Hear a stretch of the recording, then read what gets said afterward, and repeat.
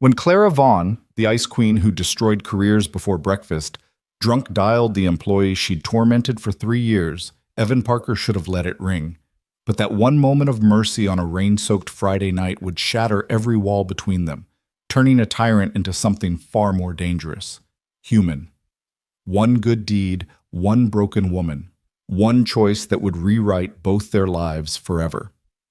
Stay with me until the end of this story and drop a comment with your city name so I can see how far this tale has traveled across the world.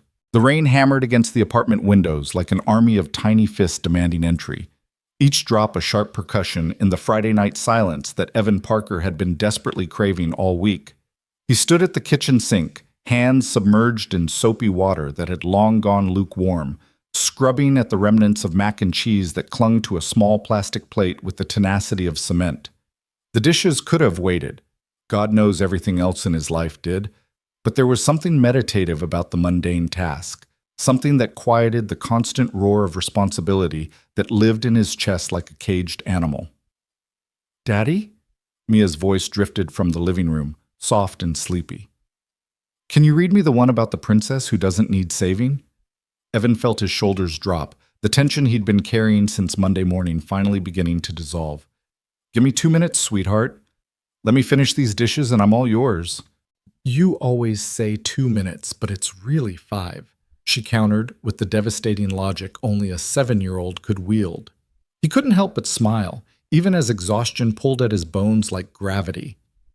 "You're too smart for your own good, you know that?"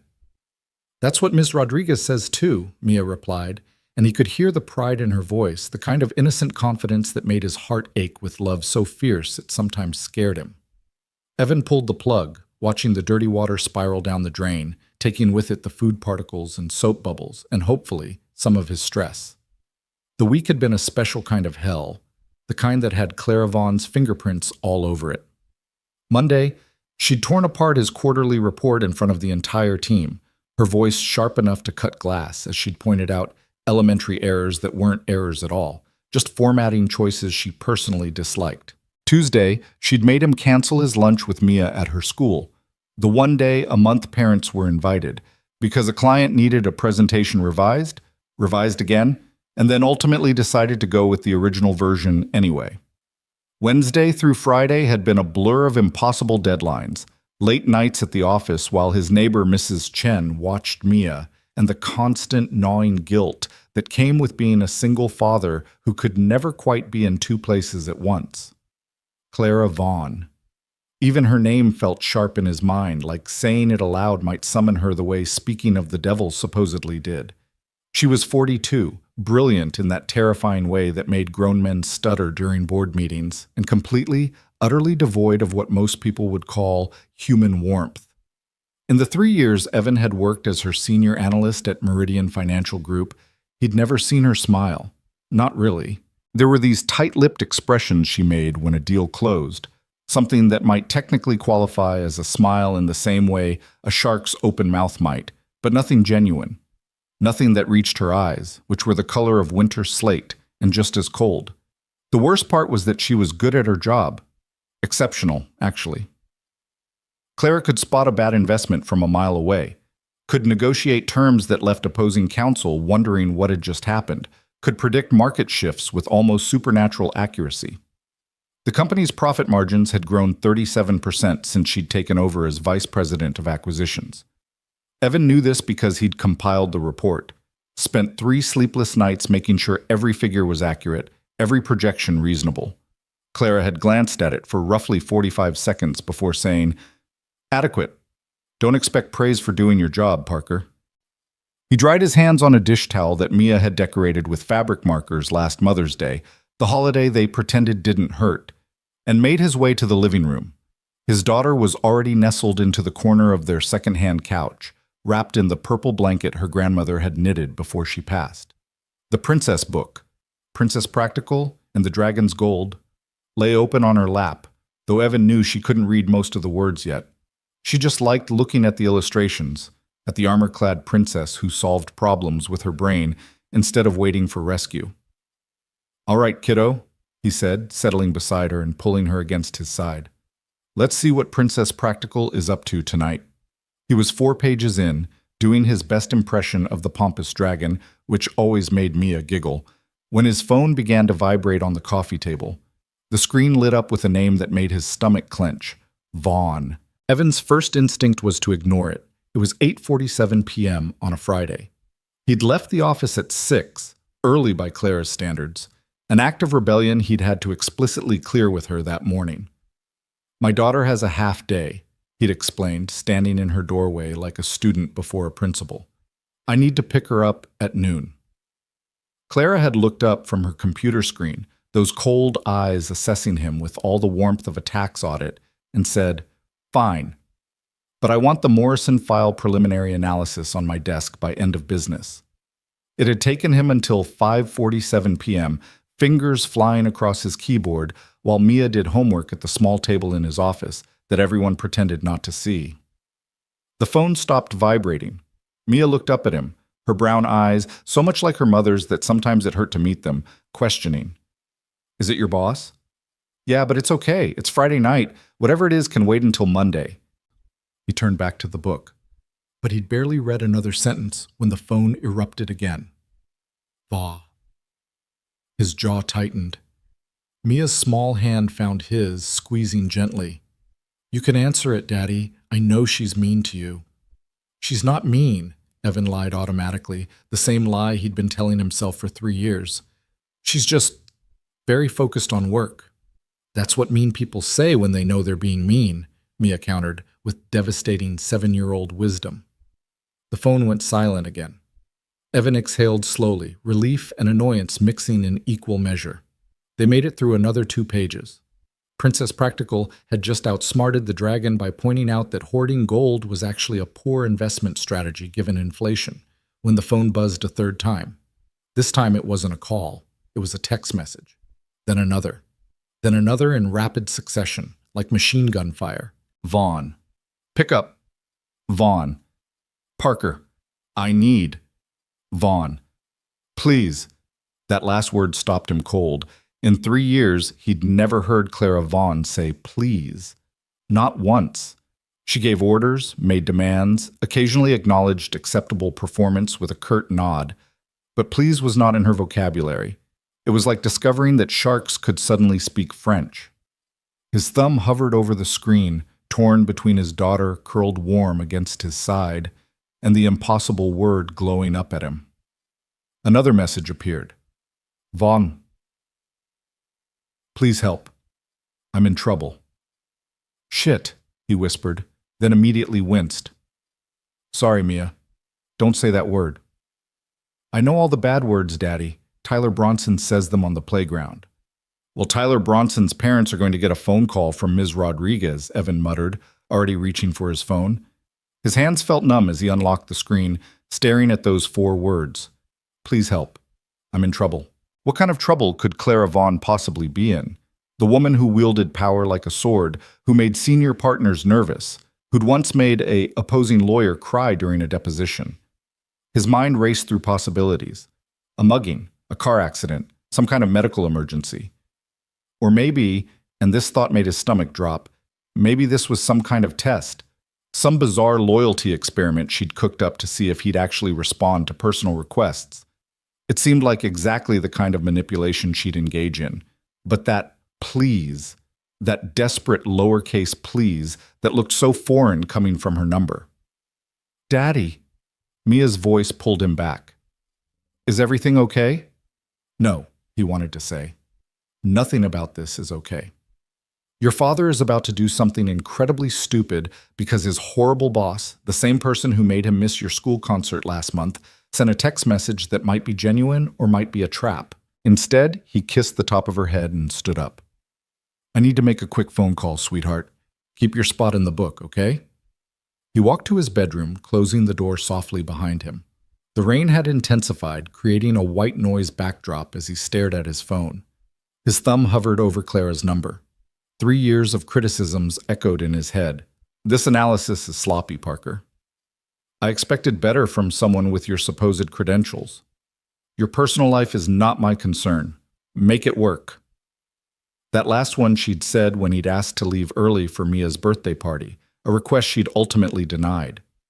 Every rational cell in his brain screamed at him to ignore this. To put his daughter to bed, pour himself the beer he'd been fantasizing about all week, and let Clara Vaughn handle her own problems for once. She'd never shown him an ounce of compassion. Why should he show her any? But then he thought about those 4 words again. The pleading, the vulnerability. And beneath all his resentment and exhaustion, there was something else. The stubborn, idiotic part of himself that believed everyone deserved help when they asked for it, even dragons. Evan pressed the call button. It rang once, twice. On the 3rd ring, someone picked up, but it wasn't Clara's voice. It was male, older, irritated. Yeah? I'm looking for Clara Vaughn, Evan said, his confusion sharpening into concern. She texted me from this number. Oh, you're the emergency contact? The man's voice dripped with exasperation. About time. Look, I'm Mike. I'm the manager here at the Copper Still on 5th. Your friend is plastered, refusing to give up her car keys, and I'm about 3 seconds away from calling her a cab and banning her from the premises. The world tilted slightly. Clara Vaughn, drunk, at a bar called the Copper Still. It didn't compute. Clara, who drank exactly 1 glass of wine at company functions and nursed it all night. Clara, who was always in control, always 3 moves ahead, always perfectly, infuriatingly composed. Is she okay? Is she hurt? Only thing hurt is her dignity and my patience, Mike said. She's been here since 4 o'clock, crying into her whiskey and scaring off my other customers. I've tried to call her a ride 3 times, but she keeps saying she's fine and demanding another drink. I cut her off an hour ago and she's been arguing with me ever since. You coming to get her or not? Evan's mind was already moving, calculating. The Copper Still was downtown, a 40-minute drive in good traffic, maybe 30 in the rain if he pushed it. Mrs. Chen, his neighbor, had mentioned she was staying in tonight. Mia was already in her pajamas, practically falling asleep. I'll be there in 30 minutes, he heard himself say. Don't let her drive. Don't let her leave. Buddy, I wouldn't let her behind the wheel of a shopping cart right now. Just get here before she starts throwing things. She's got an arm. I'll give her that. The line went dead. Evan stood in his bedroom, phone still pressed to his ear, wondering what alternate universe he'd just stepped into. Then training and instinct kicked in, the same automatic response system that had activated when Mia's mother had died, when life had fallen apart and he'd had to simply move forward because stopping meant drowning. He opened his door to find Mia standing right outside, still clutching her book. You have to go get her, don't you? Sometimes his daughter's perceptiveness was a blessing. Sometimes it felt like a tiny mirror reflecting all his failures back at him. Yeah, kiddo, I do. He knelt down to her level, hands on her small shoulders. I'm so sorry. I know this is our night, but she needs help, Mia finished for him. That's what you always say. When people need help, we help them, even when it's hard. Guilt and pride warred in his chest. I'm raising you too well, he said, pulling her into a hug. You're going to have a terrible time in the real world with that kind of compassion. You help people, and you're doing okay, she said into his shoulder. If only she knew how many times he felt like he was barely holding it together. Come on, we need to call Mrs. Chen. 10 minutes later, Mrs. Chen, who was 73 and had infinite patience for children but none for nonsense, was settled on the couch with Mia and a promise to stay until Evan returned. Take your time, she said, though her eyes held questions he didn't have answers for. And drive carefully. Roads are bad tonight. Evan grabbed his keys and wallet, pulled on a jacket that had seen better days, and paused at the door. Mia was already showing Mrs. Chen her princess book, but she looked up long enough to say, Be nice to her, Daddy. Maybe she's having a bad day. Maybe, he agreed, though bad day seemed like a dramatic understatement for whatever had reduced Clara Vaughn to a drunk mess at a downtown bar. The drive was exactly as miserable as he'd expected. Rain hammered his windshield, the wipers working overtime and still barely keeping up. Traffic was light but treacherous, every intersection a potential skating rink. Evan's mind churned the entire way, alternating between concern and resentment, worry and anger. What was he doing? Driving across the city in a storm to rescue the woman who'd made his professional life hell? The same person who'd shot down his raise request 3 months ago despite his consistent performance? Who'd called him into her office just last week to criticize his lack of dedication when he'd asked to leave early for a parent-teacher conference. But then he'd remember that message. Please help, I'm in trouble. And he'd press a little harder on the gas. The copper still turned out to be exactly the kind of place he'd expect Clara to never, ever set foot in. A dive bar with a flickering neon sign, grimy windows, and the general atmosphere of poor decisions and cheaper whiskey. A few patrons huddled under the awning, smoking cigarettes and eyeing the rain with resignation. Evan parked in the lot, miraculously finding a spot near the entrance, and sat for a moment in his car, engine still running, rain drumming on the roof. Last chance to turn back, a voice in his head whispered. Last chance to let Clara Vaughn handle her own disasters. Call her an Uber, text the bartender the confirmation code, and go home to your daughter. But his hand was already reaching for the door handle. The bar's interior was dim and sticky, smelling of old beer and desperation. A jukebox in the corner played something mournful and country. The Friday night crowd was sparse, a few old-timers nursing beers at the far end, a couple arguing in hushed tones at a corner booth, and at the bar itself, slumped over like a puppet with cut strings, was Clara Vaughn. Evan almost didn't recognize her. Gone was the severe bun, the perfect posture, the armor of designer suits and intimidation. Her dark hair hung loose and wild around her shoulders. Her white blouse was untucked and wrinkled, and she was, God help him, arguing with the bartender over a set of car keys dangling from his meaty fist. I'm perfectly capable of driving, she was saying, her words sliding into each other like ice cubes in a glass. I'm a professional. I close deals worth millions. I can certainly handle a vehicle. Lady, you can't even handle sitting on that stool without wobbling, the bartender, presumably Mike, shot back.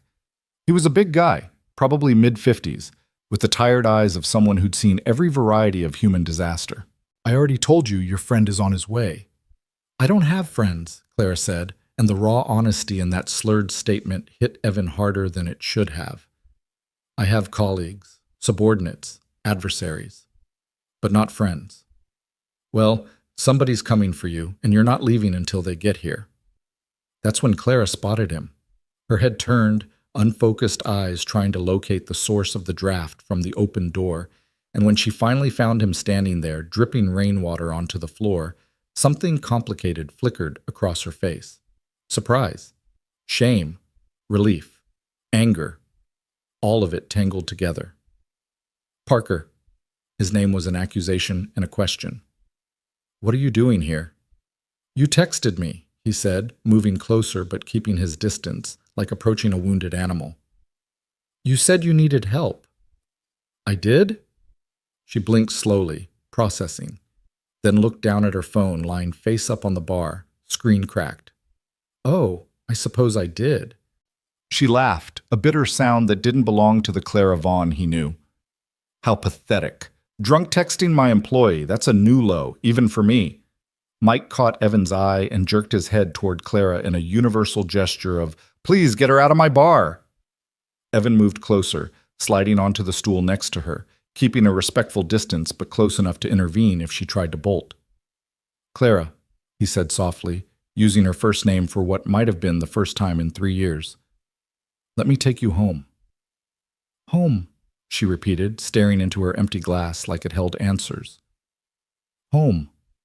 What a lovely concept, a place, a feeling. I have an apartment, 1,200 square feet of designer furniture and crushing silence. Is that home? Evan exchanged another look with Mike, who just shrugged. Your problem now, buddy. Your apartment, then. Let me drive you to your apartment. Why? Clara turned to face him fully, and up close he could see the devastation in her eyes, red-rimmed, makeup smeared, filled with a pain so raw it made him want to look away.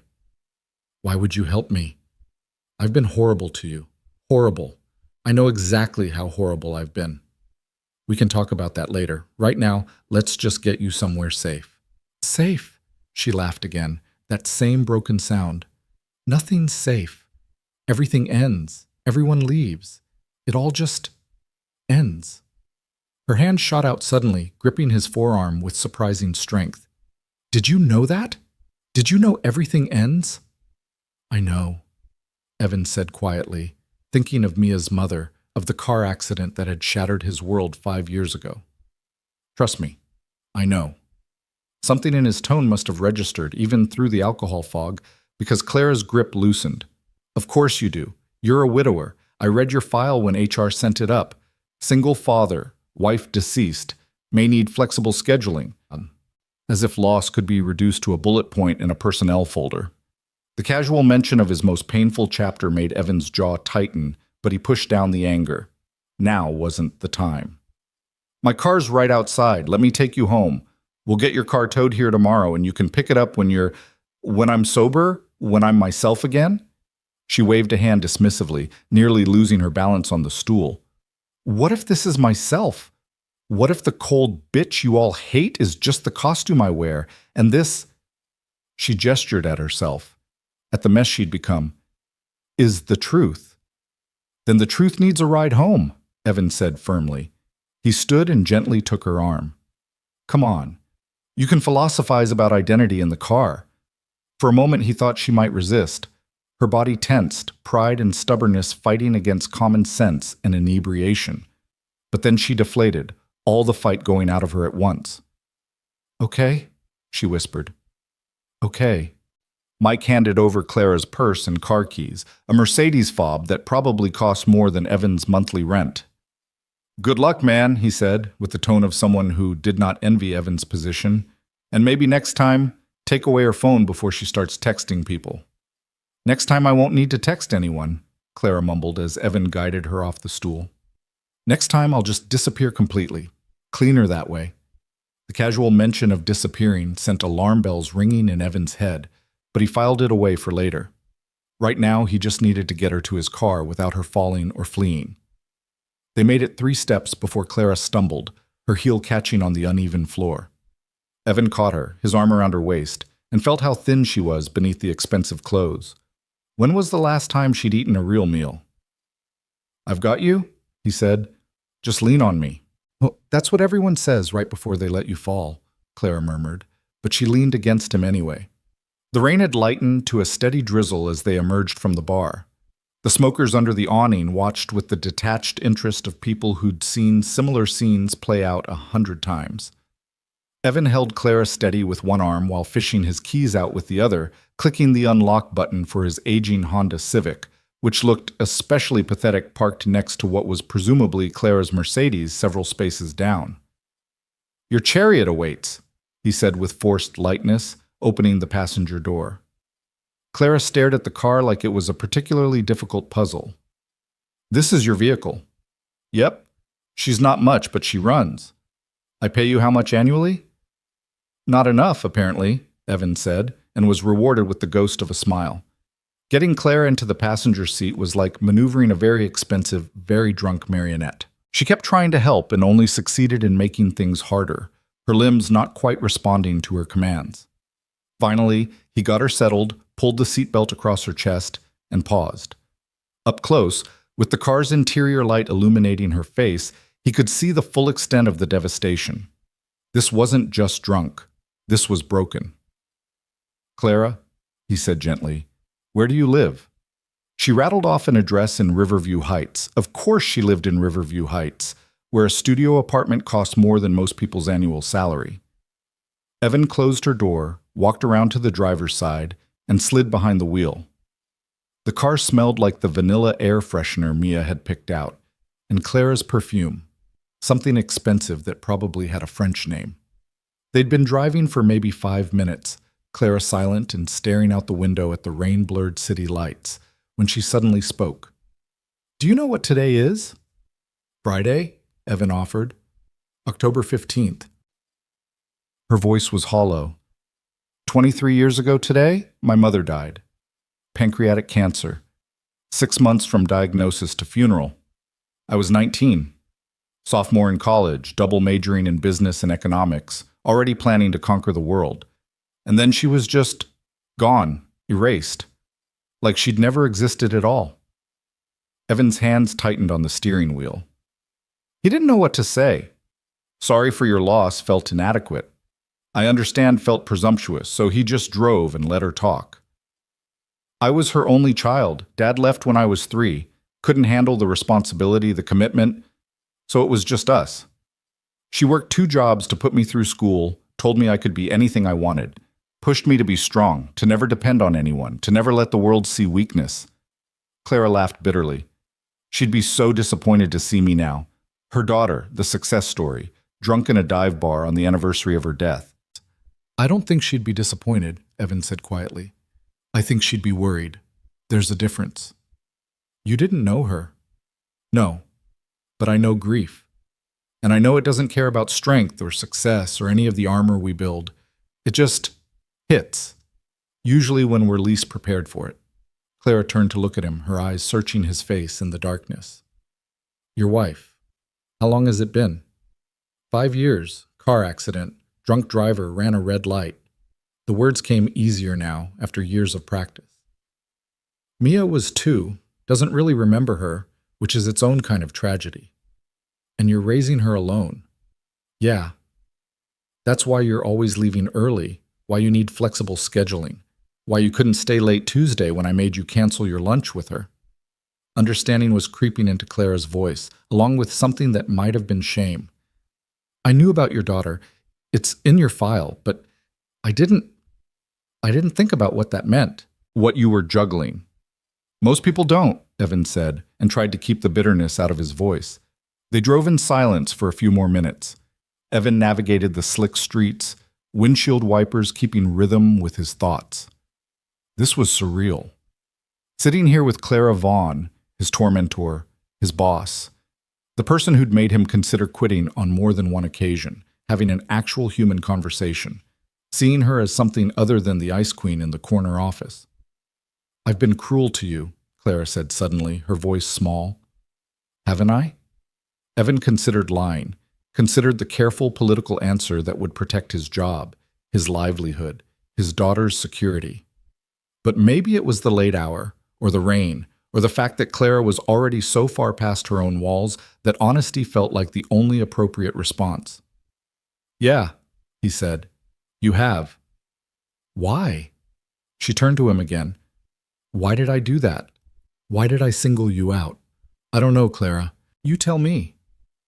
She was quiet for so long that he thought she might have fallen asleep, but then, in a voice barely above a whisper, because you have what I lost.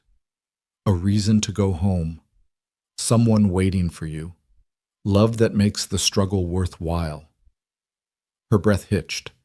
Every time I saw you checking your phone for messages from your daughter, every time you had to leave for a school event, every time you chose her over work, I hated you for it. Hated that you got to have that when my mother was taken from me. When I've been alone for so long, I've forgotten what it feels like to be anything else. The confession hung in the air between them, raw and painful. Evan's throat felt tight. That's not fair, he said quietly, punishing me for having what you lost. I know, God, I know. Nothing about it is fair. Nothing about any of this is fair.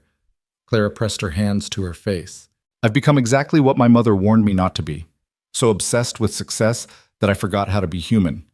And now I'm 42, alone, drunk in my employee's car on the anniversary of her death, and I can't even remember the last time someone touched me with kindness. They were pulling into the parking garage of her building now, all glass and steel and intimidating modernity. Evan found a visitor spot and killed the engine. The sudden silence was deafening, broken only by the patter of rain on the concrete above them. Clara, he said, I need to ask you something, and I need you to be honest. When you said earlier that you'd disappear completely, did you mean— No. She cut him off quickly. No, I'm not. I wouldn't. I'm just tired, Parker. So tired of being alone, of being the villain in everyone's story, including my own. Evan released a breath he didn't know he'd been holding. Okay, good. Because despite everything, I wouldn't want— He stopped, unsure how to finish that sentence. Wouldn't want what? I wouldn't want anything to happen to you, he said simply. You're difficult, and you've made my life harder than it needs to be, but I wouldn't want you to hurt yourself. Clara stared at him like he was speaking a foreign language. Even after everything I've done to you, even knowing how I've treated you? Everyone deserves a second chance, Evan said, and meant it. Sometimes we just need someone to believe we're worth saving.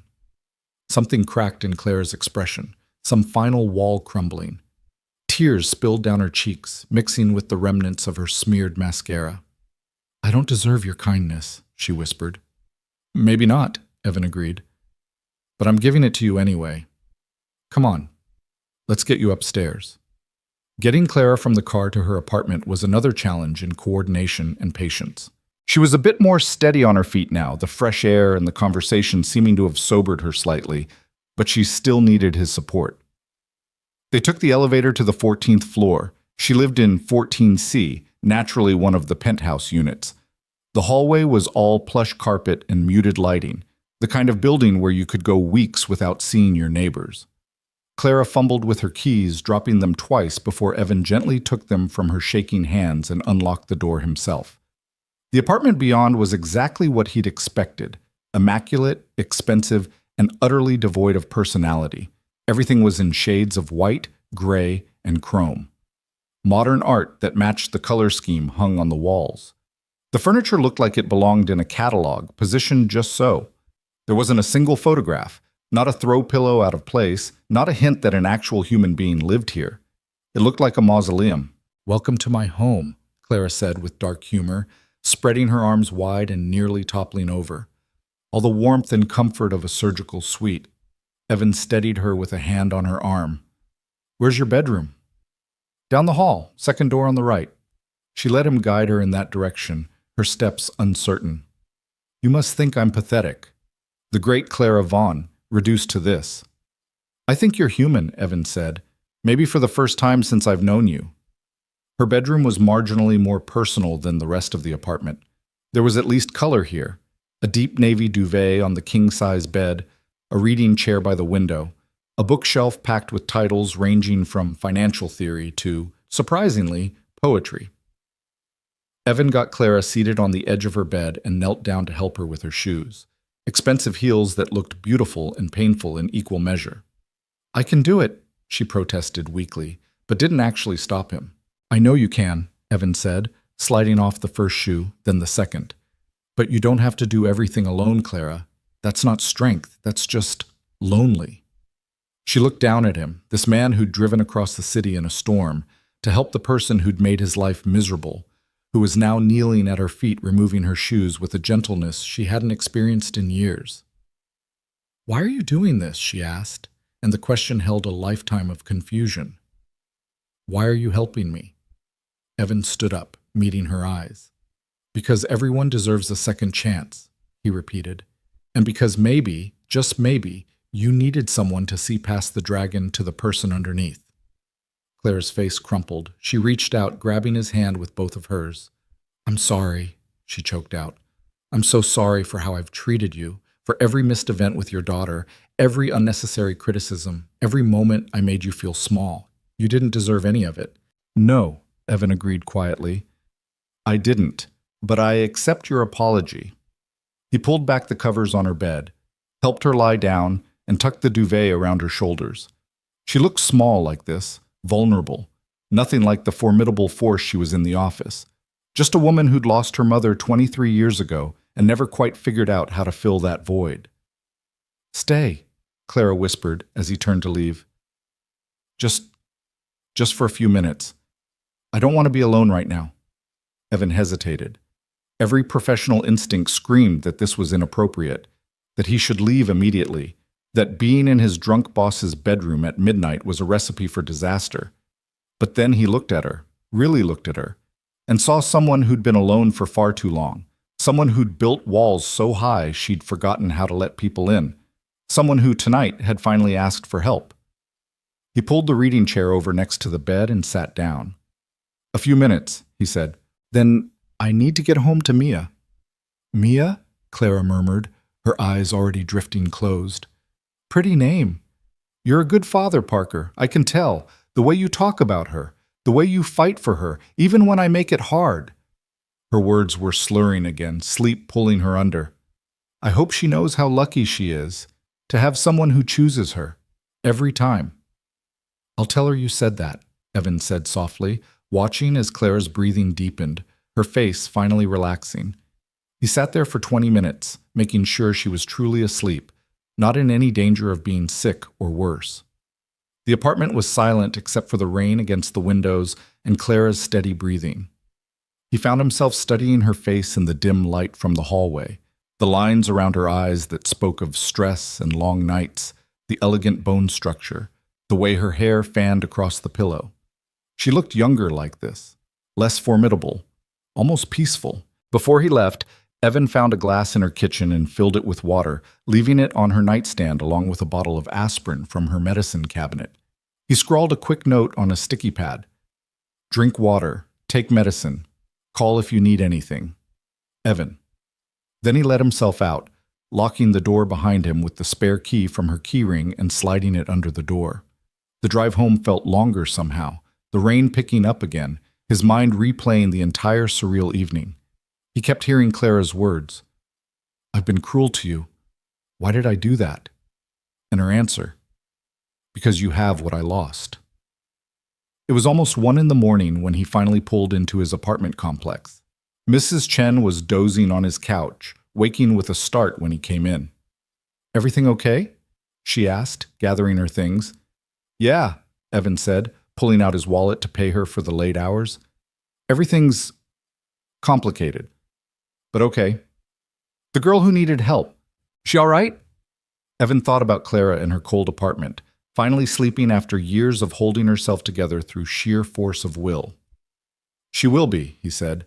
"I think she just needed someone to see her." "You're a good man, Evan Parker," Mrs. Chen said, patting his arm. "Too good for this world sometimes." After she left, Evan checked on Mia, fast asleep, her princess book fallen open across her chest. He carefully removed it, tucked her covers up to her chin, and kissed her forehead. "I love you, kiddo," he whispered. "More than anything." He collapsed into his own bed fully clothed, too exhausted to even change. His last thought before sleep claimed him was of Clara's question. "Do you think people can really change?" He didn't know, but tomorrow, or rather later today, would be Monday. And Monday meant returning to the office, to the real world, where dragons wore business suits and vulnerability was a liability. What he didn't know, as he drifted off to sleep, was that Clara Vaughn was lying awake in her own bed, staring at the ceiling, the fog of alcohol finally lifting enough for the full horror of the evening to sink in. She remembered everything, every word, every tear, every confession. She remembered the kindness in Evan Parker's eyes when he'd said everyone deserves a second chance. She remembered the gentle way he'd removed her shoes, tucked her in, stayed until she fell asleep. And she remembered, most of all, what she'd become. The cruelty she'd wielded, the loneliness she'd chosen, the walls she'd built so high she'd forgotten there was a world beyond them. Clara reached for her phone on the nightstand, seeing the cracked screen for the first time. Evidence of her desperate texting, of her breakdown, of the moment she'd finally admitted she couldn't do it alone anymore. Part of her wanted to call him right now, to apologize again, to promise things would be different. But it was 1 a.m, and he'd already given up his entire evening for her. She'd already taken enough. Instead, she opened her calendar and did something she'd never done in 23 years. She blocked off the next Monday. Not for a meeting or a deal, just marked it. Make things right. She didn't know if she could change. Didn't know if people like her, people who'd forgotten how to be soft, could learn again. But Evan Parker had driven across the city in a storm for her, had seen her at her absolute worst and still treated her with dignity, had said she was worth saving. The least she could do was try. Outside both their windows, the rain finally stopped. The storm had passed, but neither of them knew yet that this was just the beginning, that Friday night in a dive bar would be the earthquake that cracked both their carefully constructed worlds wide open. That Monday morning would bring coffee and awkward smiles and the first tentative steps towards something neither of them had thought possible. Second chances, Evan had said. Everyone deserves a second chance. Claire Vaughn closed her eyes and for the first time in 23 years, let herself hope that maybe, just maybe, he was right. The weekend passed in a haze of normalcy that felt anything but normal. Evan took Mia to the park on Saturday, where she chased pigeons and demanded he push her on the swings until his arms ached. They made pancakes on Sunday morning, chocolate chip, her favorite. and spent the afternoon building a blanket fort in the living room while rain continued its intermittent assault on the windows. On the surface, everything was exactly as it should be. But beneath it all, Evan's mind kept circling back to Friday night like a moth to a flame. He replayed the evening in fragments, Claire's broken confession in his car, the way she'd looked so small in that enormous bed, her whispered apology that had sounded like it cost her everything to say. He wondered if she remembered, wondered if Monday would bring acknowledgement or denial, wondered if showing up to work would mean facing the dragon again or something else entirely. Sunday night, after Mia was asleep, he'd sat at his laptop and stared at a blank email addressed to Clara. He typed and deleted a dozen different messages. Hope you're feeling better. Too casual. We should talk about Friday. Too confrontational. Just checking in. Too familiar. In the end, he'd closed the laptop without sending anything. Whatever happened next needed to happen face to face, in the harsh fluorescent light of the office where their actual relationship existed. Monday morning arrived with cruel punctuality. Evan's alarm went off at 6:15, the same as every weekday, pulling him from dreams he couldn't quite remember, but that left him feeling unsettled. He went through his morning routine on autopilot. Shower, shave, wake Mia, make breakfast, pack her lunch, check her homework folder, navigate the familiar dance of getting a 7-year-old ready for school while simultaneously preparing himself for whatever awaited him at the office. "You're quiet today, Daddy," Mia observed over her bowl of cereal, her big brown eyes studying him with that unnerving perceptiveness she'd inherited from her mother.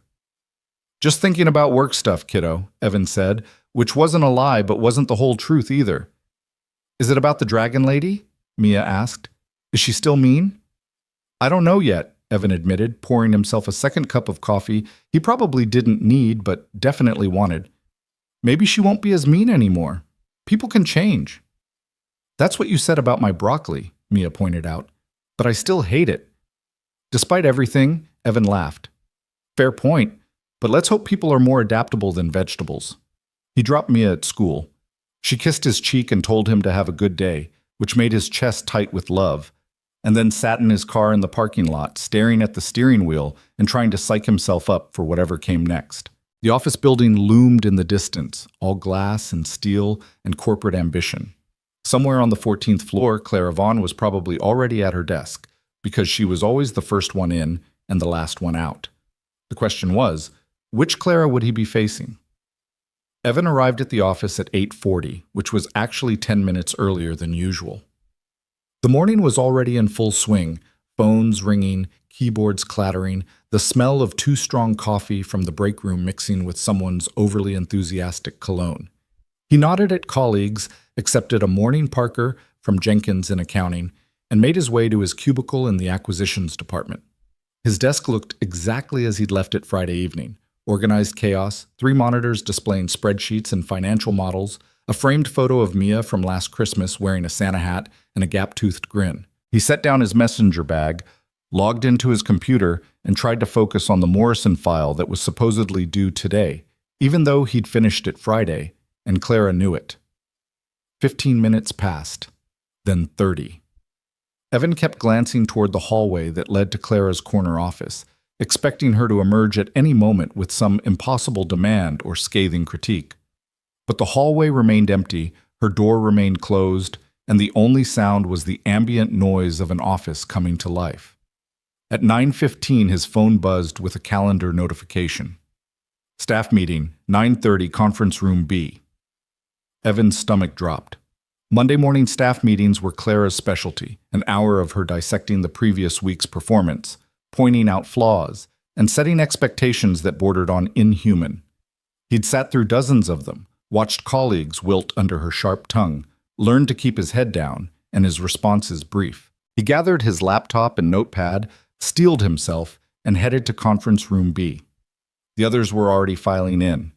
Marcus from legal, Jennifer and Tom from analysis, Sarah who handled client relations.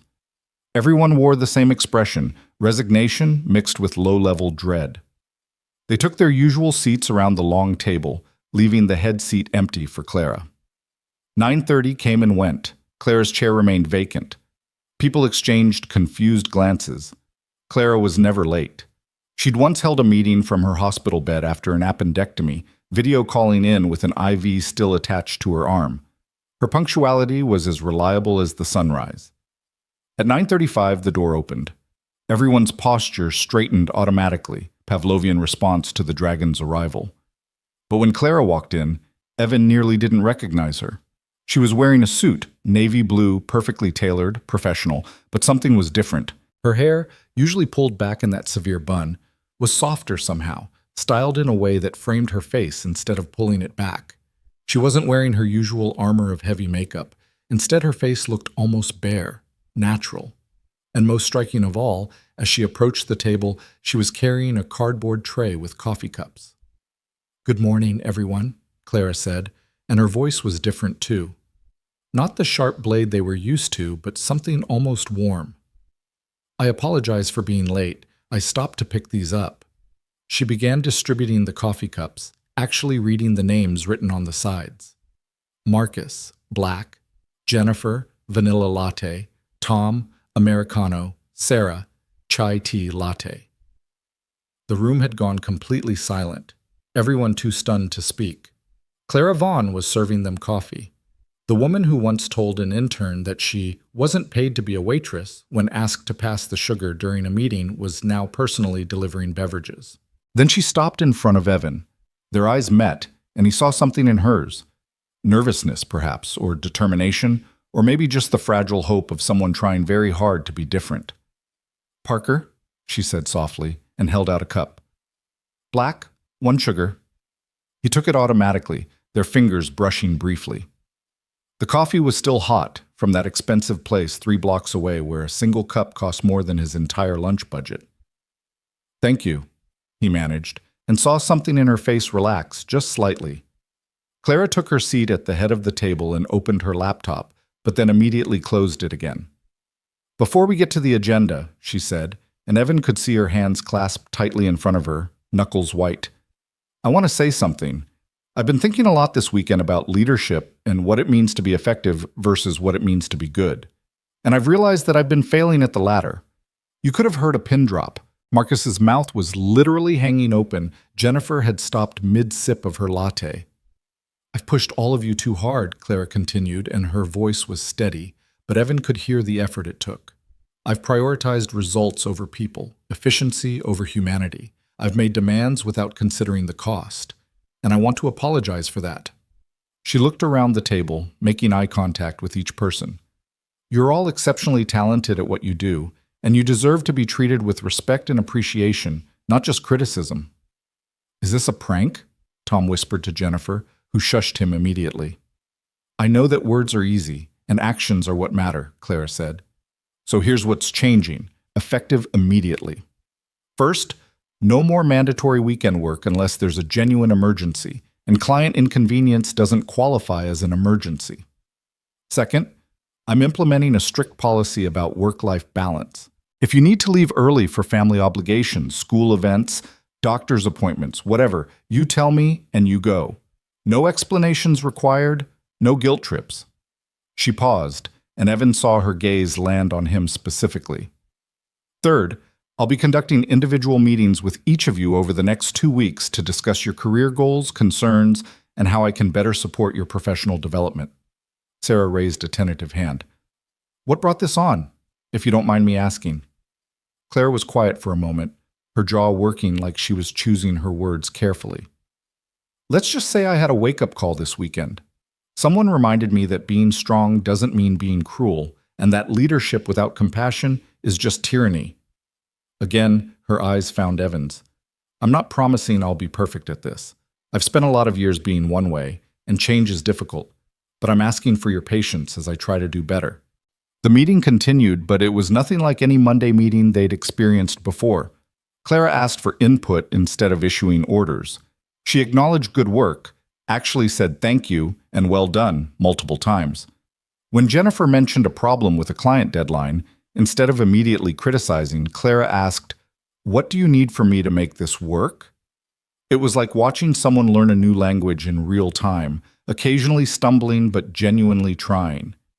As everyone filed out after the meeting concluded, Clara's voice stopped Evan at the door. "Parker, Could you stay for a moment? His colleagues gave him sympathetic looks as they left, old instincts dying hard, assuming he was about to be reprimanded. The door clicked shut, leaving them alone in the conference room. The morning sun streamed through the windows, painting geometric patterns across the table where Clara still sat, her untouched coffee in front of her. "Close the door," she said quietly. Evan did, then remained standing, unsure of the protocol for this unprecedented situation. Clara stood as well, and he could see she was nervous. Actually, nervous. Her hands moved to her sides, then to the back of the chair, then finally clasped in front of her like she didn't know what to do with them. "I remember everything," she said without preamble. "Friday night, the bar, what I said in your car, all of it." She took a breath. "And I meant everything I said, the apology, the admission of cruelty, all of it. I know I was drunk, and I know that's not an excuse, but it did make me honest in a way I haven't been in years." "Okay," Evan said, because he didn't know what else to say. "I've been thinking about what you said, about second chances, about everyone deserving to be saved." Clara's voice was getting softer, more vulnerable. "I don't know if I deserve that, Parker. I've been horrible to you, systematically, deliberately horrible. I used you as a punching bag for my own failures and pain. That's not something a simple apology can fix." "No," Evan agreed. "It's not." She flinched slightly, but nodded. "You're right. So I want to show you I'm serious. I want to make amends, not just with words, but with actions." She moved to the side table and picked up a manila folder he hadn't noticed before. "This is your promotion packet. Senior Acquisitions Manager, 23% salary increase, full benefits package, and most importantly, flexible scheduling with remote work options 2 days a week." Evan's heart stopped. He'd applied for a promotion 6 months ago and been rejected by Clara herself, who told him he lacked the necessary dedication, and now she was handing it to him like it was always meant to be his? "This is what you earned," Clara continued, holding out the folder. "What you should have received months ago. I blocked it because I was petty and cruel and punishing you for having what I'd lost. That was wrong. You're one of the best analysts in this company, and you've been doing management-level work for years without the title or compensation. This corrects that." Evan took the folder with hands that weren't quite steady. He opened it, saw the official letterhead, the salary figure that was significantly higher than he'd even hoped for, the job description that actually reflected what he'd been doing for the past 2 years. "Clara, I don't know what to say." "Say you'll accept it," she said. "Say you'll give me a chance to prove that Friday night wasn't just drunken sentimentality, that I can actually be better." He looked up from the folder to find her watching him with an intensity that made his breath catch. This close, in the morning light, he could see the shadows under her eyes that even her minimal makeup couldn't quite hide. She hadn't slept well. Neither had he. "I need to ask you something first," Evan said. "Is this about guilt, or is this about actual change?" "Both," Clara answered immediately, and he respected her honesty. "I feel guilty as hell about how I've treated you, but it's more than that. Friday night, sitting in your car, watching you drive me home even though I'd given you every reason not to. I realized I'd become someone I didn't recognize, someone my mother would be ashamed of. And I don't want to be that person anymore." "Change is hard," Evan said carefully, "especially patterns we've built over years. There are going to be times when you slip back into old habits." "I know," Clara said, "and when that happens, I need you to call me on it, to tell me when I'm being unreasonable or cruel. I'm asking you to hold me accountable." She managed a small, self-deprecating smile. "Consider it part of your new management responsibilities." Despite everything, Evan felt his own lips twitch. "That's a dangerous amount of power you're giving me. You've earned it. Hell, you've probably earned the right to quit and find a boss who isn't a disaster of a human being. But I'm hoping—" She paused, vulnerability cracking through again. "I'm hoping you'll stay. Give me a chance to make this right." Evan thought about Mia, about the financial security this promotion would bring, about actually being able to save money and maybe take her on a real vacation for once. He thought about the flexible scheduling, the remote work options, the freedom to be the father he'd been fighting to be for 5 years. And he thought about the woman standing in front of him, stripped of her armor, asking for help in the only way she knew how. "I'll stay," he said finally. but I'm holding you to everything you said in that meeting. The work-life balance, the respect, the compassion. If this is just a temporary gesture that disappears in a week, we're going to have a problem." "Understood," Clara said, and relief flooded her features. "Thank you, Parker. Evan, thank you for not giving up on me." Before he could respond, both their phones buzzed simultaneously. Clara glanced at hers, and her expression shifted to something more professional. "The Hendricks call is in 20 minutes. I'll need you on it. Your analysis of their portfolio was excellent, and I want them to hear directly from you about our recommendations." "I'll be ready," Evan said, and started toward the door. "Evan," Clara called, using his first name again. He turned. "For what it's worth, Mia is lucky to have you. I meant that Friday night, and I mean it now. You're a good father. Don't let me make you forget that." Something in his chest loosened, a knot he hadn't realized he'd been carrying. "Thanks, Clara. That means more than you know." He left the conference room feeling like he'd stepped into an alternate dimension.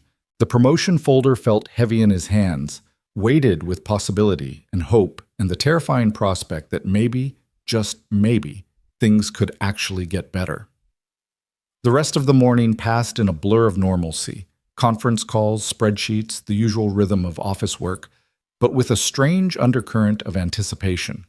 Evan kept expecting Clara to revert, to snap at someone or make an unreasonable demand, but every interaction he witnessed was measured and respectful.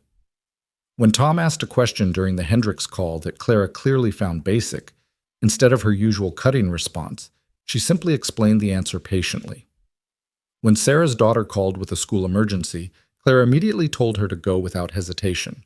By lunchtime, the office was buzzing with confused gossip. Evan heard snippets in the break room. "She actually said, please. Did you see her bring us coffee? I don't trust it. This has to be some kind of corporate psychology experiment." He kept his head down, made his sandwich, and tried not to think about how his life had become inexplicably complicated by doing one good deed on a rainy Friday night. He was back at his desk, halfway through the Morrison file revisions that Clara had actually told him weren't urgent after all, when his desk phone rang. Internal line, Clara's extension. "Parker," he answered. "It's me," Clara's voice said, and there was something different in her tone, less professional, almost hesitant. "Are you free for lunch?" Evan glanced at his half-eaten sandwich. "I'm eating at my desk, but no, I mean—" She paused. "Would you let me take you to lunch?" Properly. To apologize. And to talk. Every instinct screamed that this was crossing some kind of line, that having lunch with your boss 2 days after driving her home drunk was a recipe for complications. But there was something in her voice, that same vulnerability he'd heard Friday night, that made him hesitate. "Clara, I don't think—" "It's not a date," she said quickly, reading his concerns. "And it's not inappropriate. It's just lunch between colleagues. Between—" She stumbled over the word. "Between people who are trying to figure out how to move forward from a difficult situation. Please, there's more I need to say, and I'd rather not do it in the office." Evan closed his eyes, already knowing he was going to say yes, even though it was probably a mistake. "Where?" "There's a cafe 2 blocks north, Margot's. Do you know it?" "I'll find it. 30 minutes?" "Perfect. Thank you, Evan." She hung up before he could change his mind. Evan sat there for a moment, sandwich forgotten, wondering what exactly he'd just agreed to. Then he texted Mrs. Chen to confirm she could pick up Mia from school. She could, bless her. And tried to convince himself this was just a professional lunch, just 2 coworkers clearing the air. Nothing complicated about it at all. Margot's turned out to be a small French cafe with outdoor seating protected by a green awning and tiny tables that encouraged intimate conversation. Clara was already there when Evan arrived, seated at a corner table away from the other lunch crowd. She'd removed her suit jacket, and in just her silk blouse and reading glasses perched on her nose as she studied the menu, she looked almost approachable, almost normal. "I took the liberty of ordering us water," she said as he sat down. "I didn't know if you'd want wine, but I figured water was safe." "Water's good," Evan said, accepting the menu from her.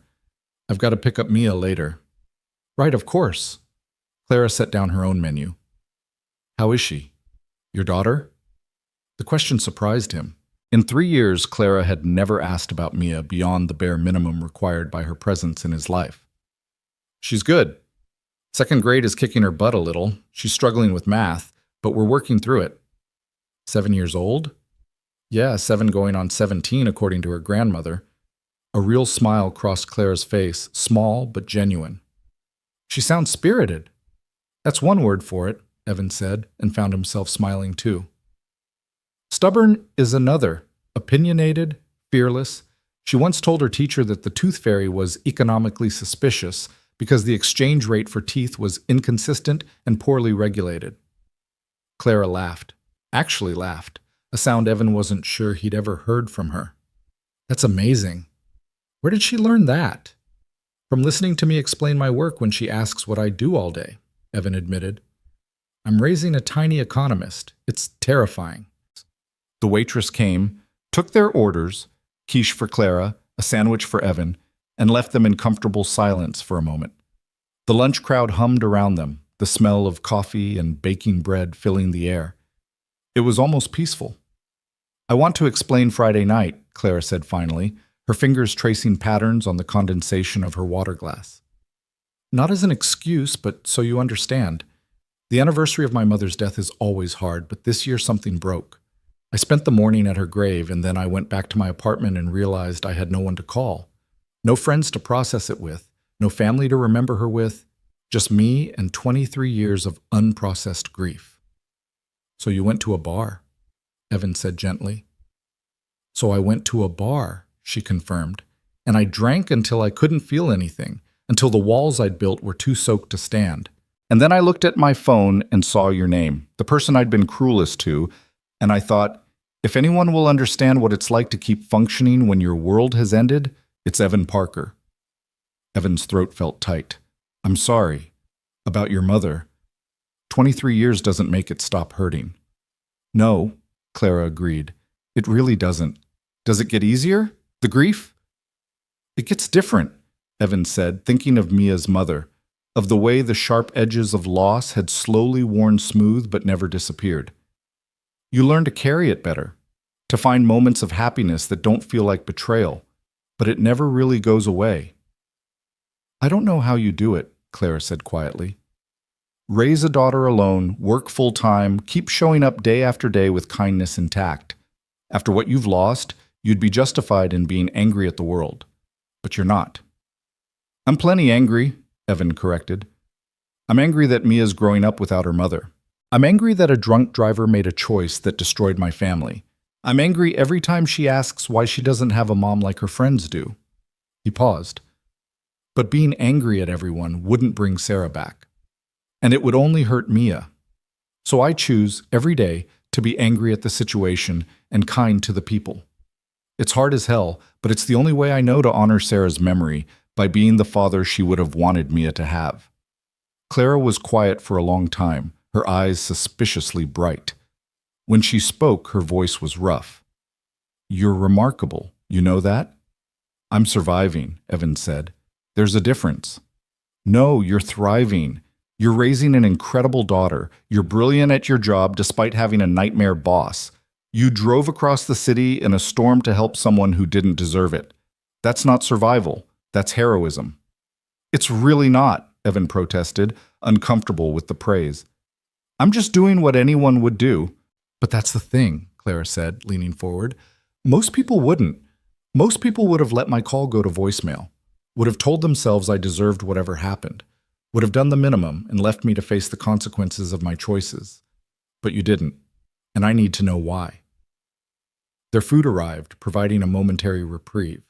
Evan used the time to collect his thoughts, to try to articulate something he wasn't sure he fully understood himself. Why had he helped her? Why did he keep helping her even now, when self-preservation should have him running the other direction?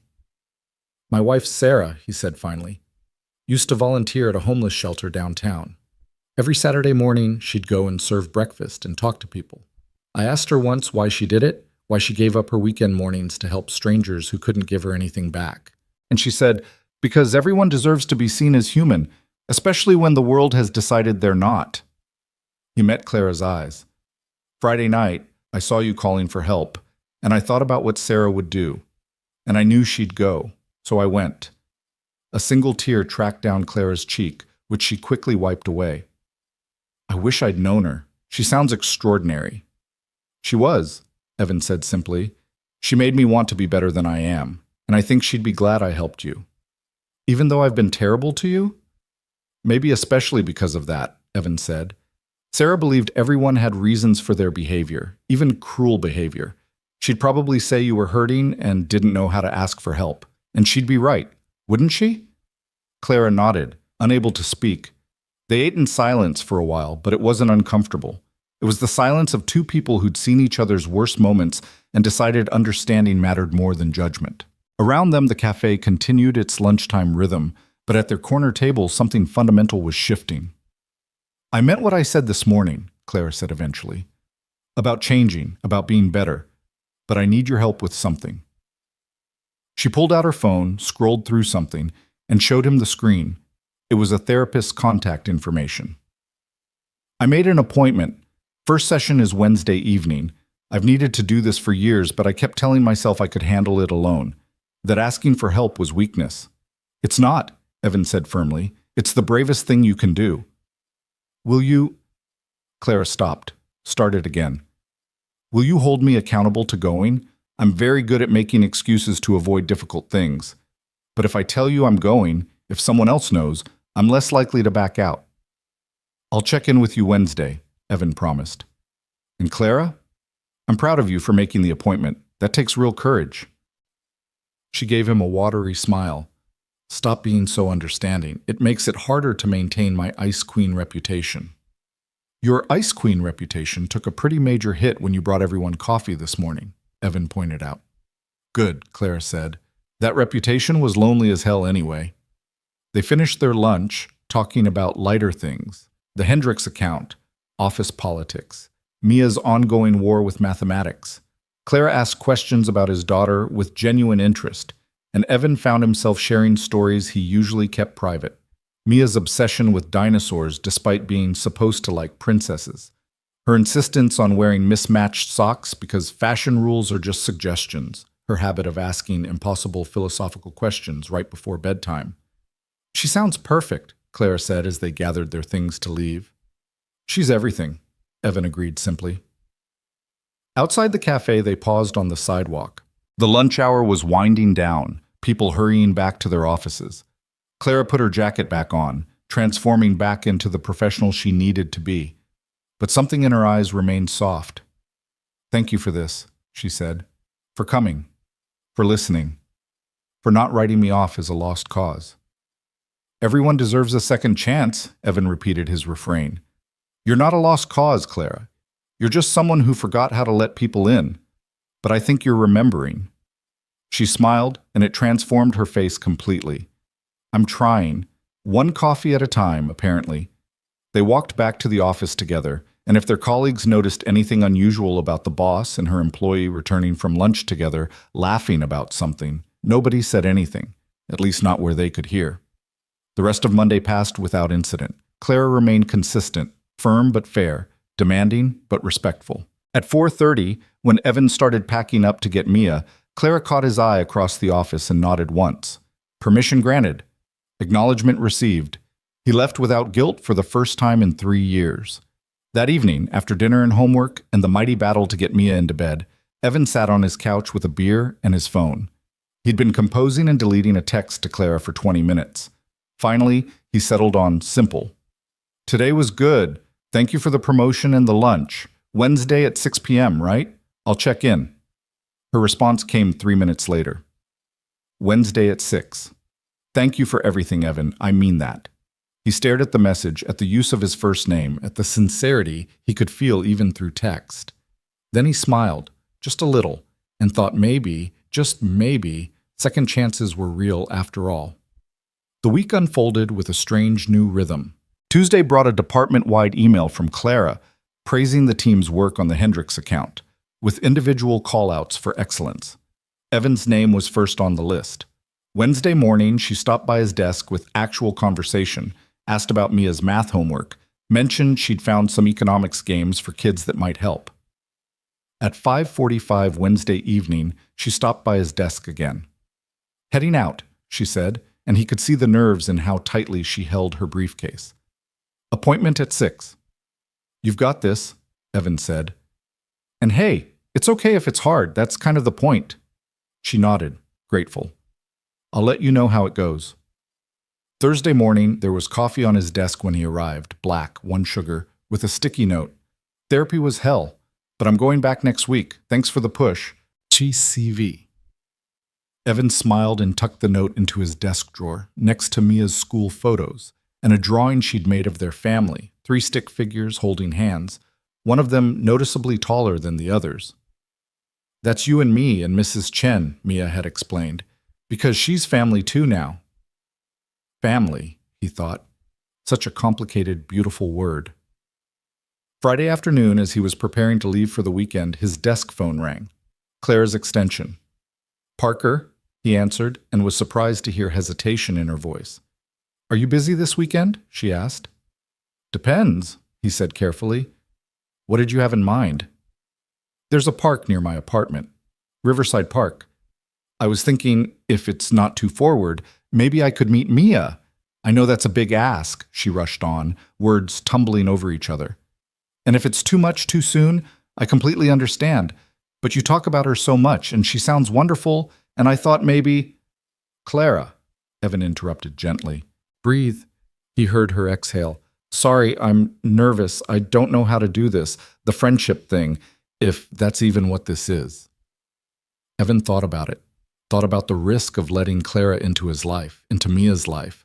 Thought about the woman who'd been cruel and the woman who was trying desperately to change. Thought about second chances and the example he wanted to set for his daughter about forgiveness. Saturday afternoon, he said. 2:00. Riverside Park. But Clara? If you meet her, you're signing up. Mia doesn't do casual relationships. If she likes you, she'll want you around. So make sure you're ready for that commitment before you show up. I'll be there, Clara said immediately. I promise. And Evan, thank you for trusting me with this. Don't make me regret it, he said, but his tone was light. I won't, she vowed. I swear I won't. Saturday arrived with unseasonable warmth, the kind of perfect autumn afternoon that felt like a gift. Evan and Mia arrived at Riverside Park at 1:50, Mia wearing her favorite purple dress and her light-up sneakers, clutching a book she'd insisted on bringing in case she gets bored.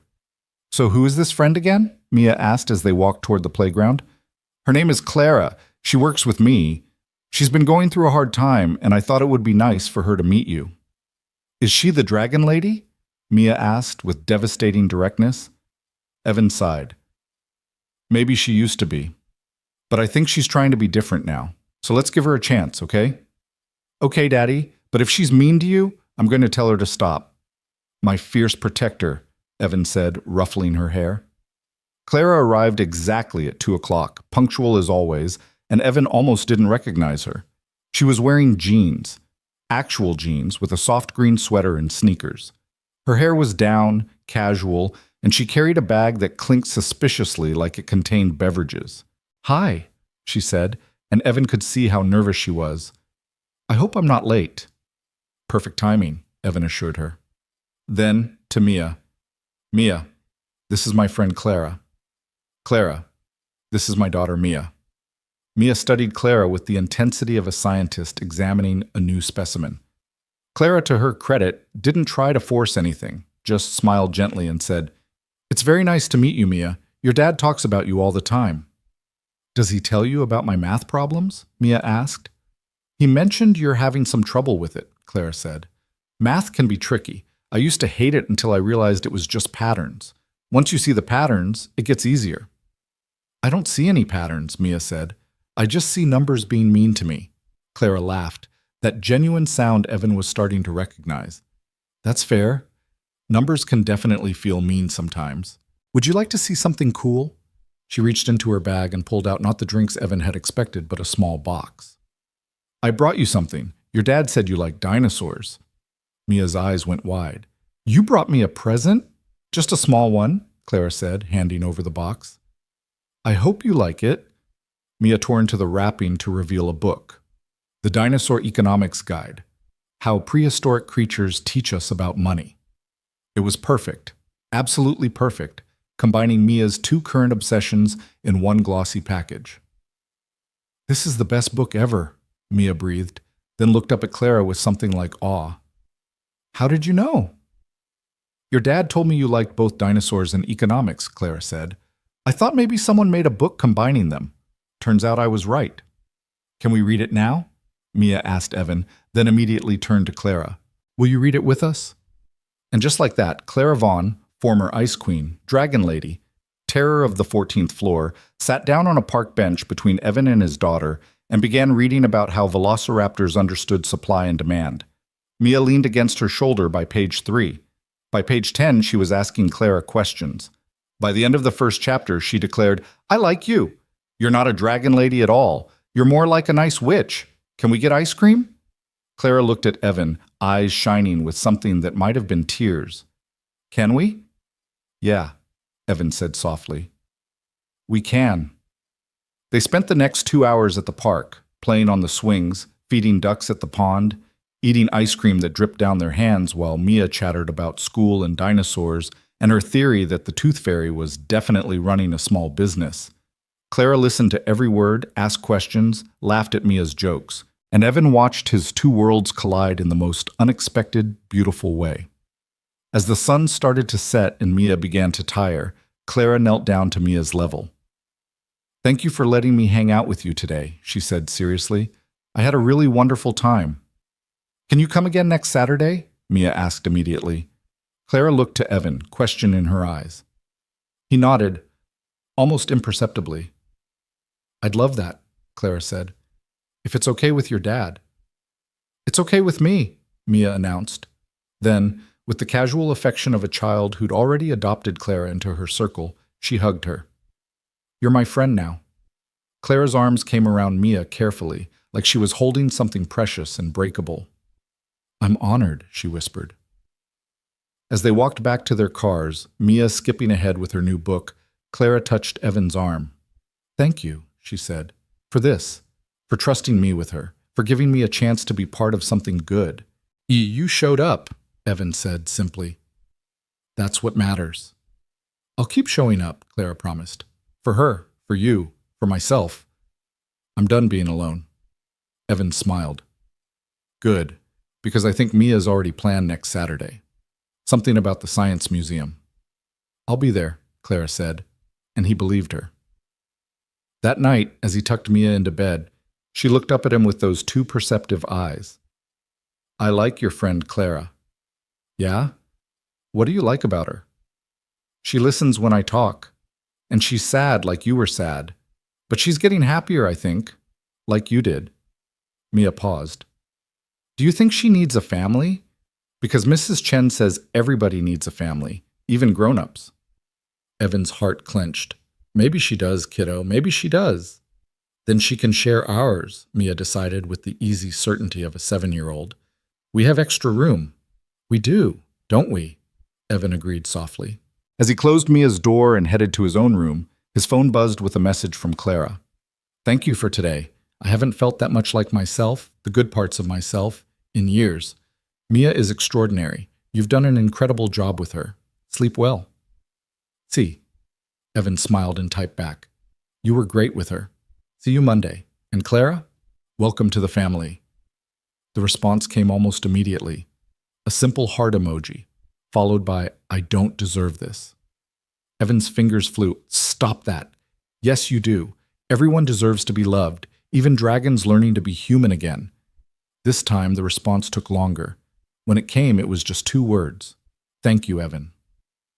He fell asleep that night with a smile on his face, thinking about second chances and unlikely friendships and the way broken people could maybe, just maybe, help each other heal. Outside his window, the city hummed its endless song. And somewhere in Riverview Heights, in an apartment that felt a little less empty than it had last weekend, Clara Vaughn lay awake thinking the same thing. Monday would come, and with it work and deadlines and all the complexities of their unusual situation. But for now, for this weekend, something had shifted. The walls were coming down. And on the other side was something neither of them had dared hope for, the beginning of something real. The Science Museum turned out to be everything Mia had promised and more.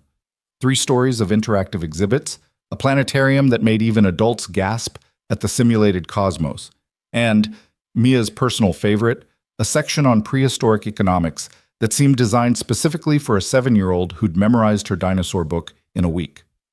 Clara arrived 10 minutes early, clutching visitor passes she'd purchased online and wearing another outfit Evan had never seen before, comfortable slacks and a soft blue sweater that made her look approachable, almost maternal.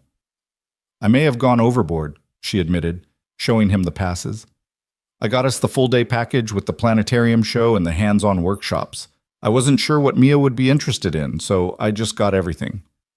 "You didn't have to do that," Evan started, but Mia had already spotted Clara and was racing across the museum lobby, her light-up sneakers flashing with each step. "Clara! Clara! Did you know they have real dinosaur bones here? Like actual fossils from millions of years ago?" Mia grabbed Clara's hand without hesitation, the gesture so natural it made Evan's chest ache. "And there's a thing where you can dig for fake fossils, and I can be a paleontologist." Clara's face transformed into pure joy, the kind of unguarded happiness Evan suspected she'd forgotten how to feel. "Then we better get started," she said. "Lead the way, Dr. Mia." They spent 6 hours at the museum. 6 hours of Mia dragging them from exhibit to exhibit, explaining things she'd learned with the confidence of a tiny professor. 6 hours of Clara asking questions, genuine, interested questions, and listening to the answers like they were the most important things she'd ever heard. 6 hours of watching his daughter and his boss laugh together over failed attempts to build the tallest tower in the physics section. Of seeing Clara's eyes light up when Mia correctly answered a quiz question about market economics. Of feeling something in his chest that he'd thought died with Sarah slowly, carefully beginning to unfold. It was in the planetarium, during the show about the formation of the solar system, that Mia fell asleep.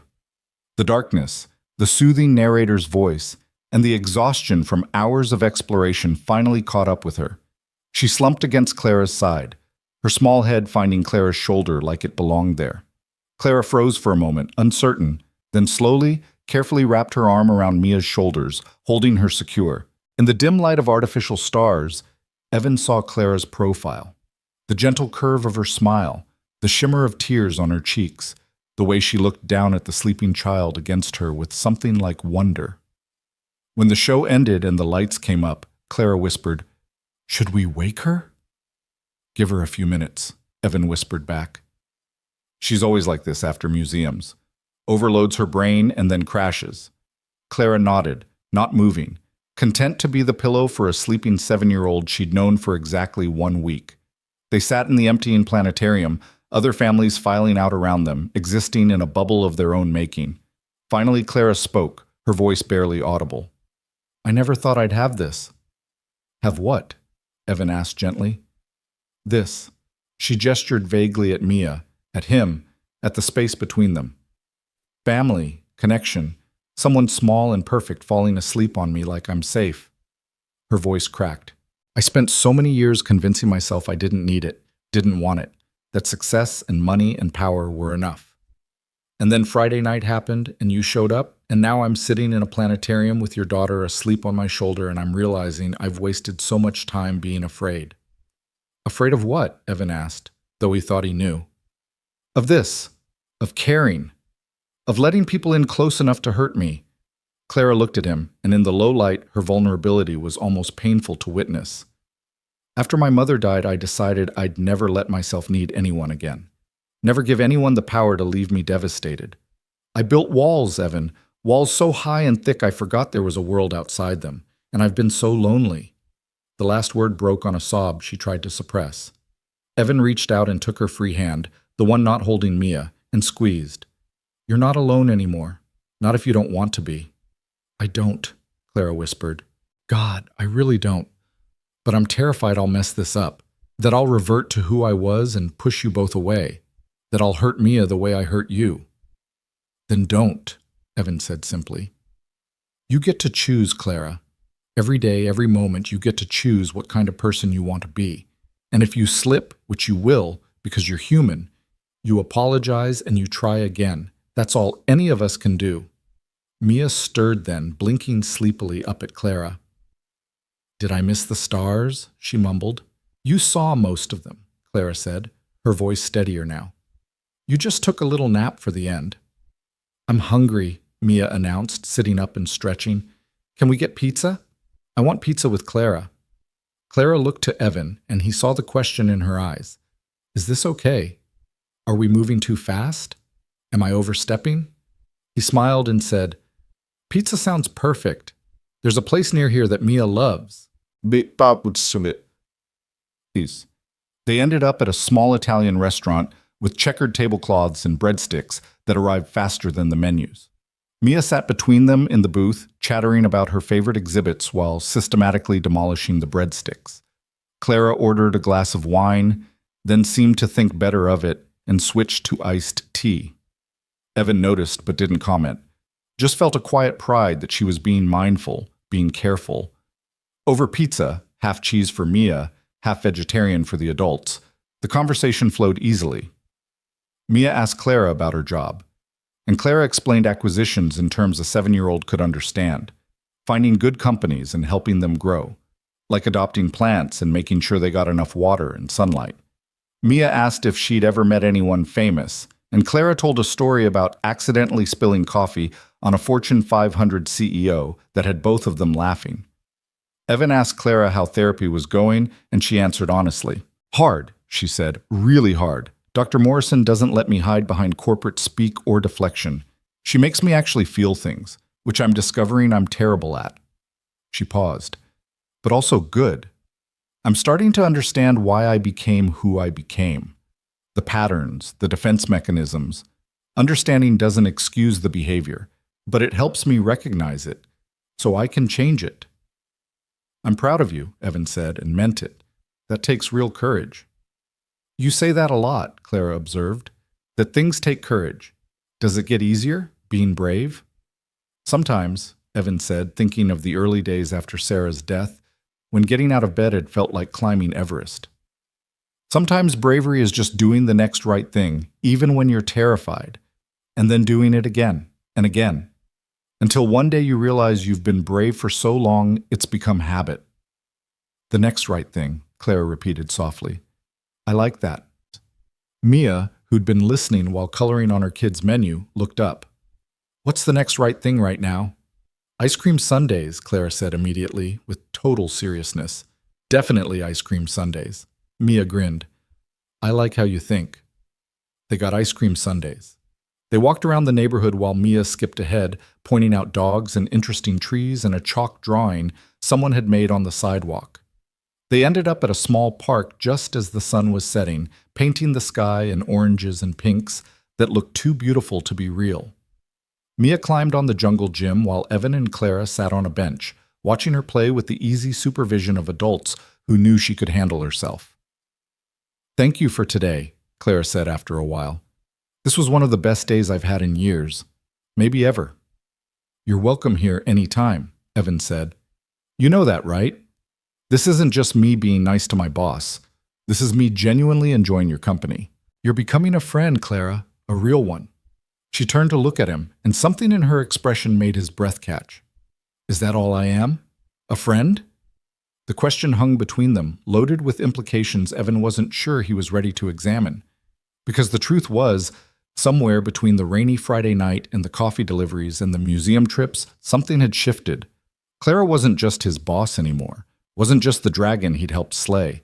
She was becoming something else entirely, something that made his heart do complicated things when she smiled, something that filled the empty spaces in his life he'd convinced himself were fine staying empty.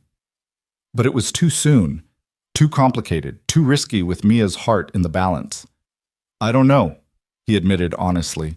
I know I care about you. I know seeing you happy makes me happy. I know Mia lights up when you're around, but Clara, I haven't done this since Sarah. Haven't even thought about doing this.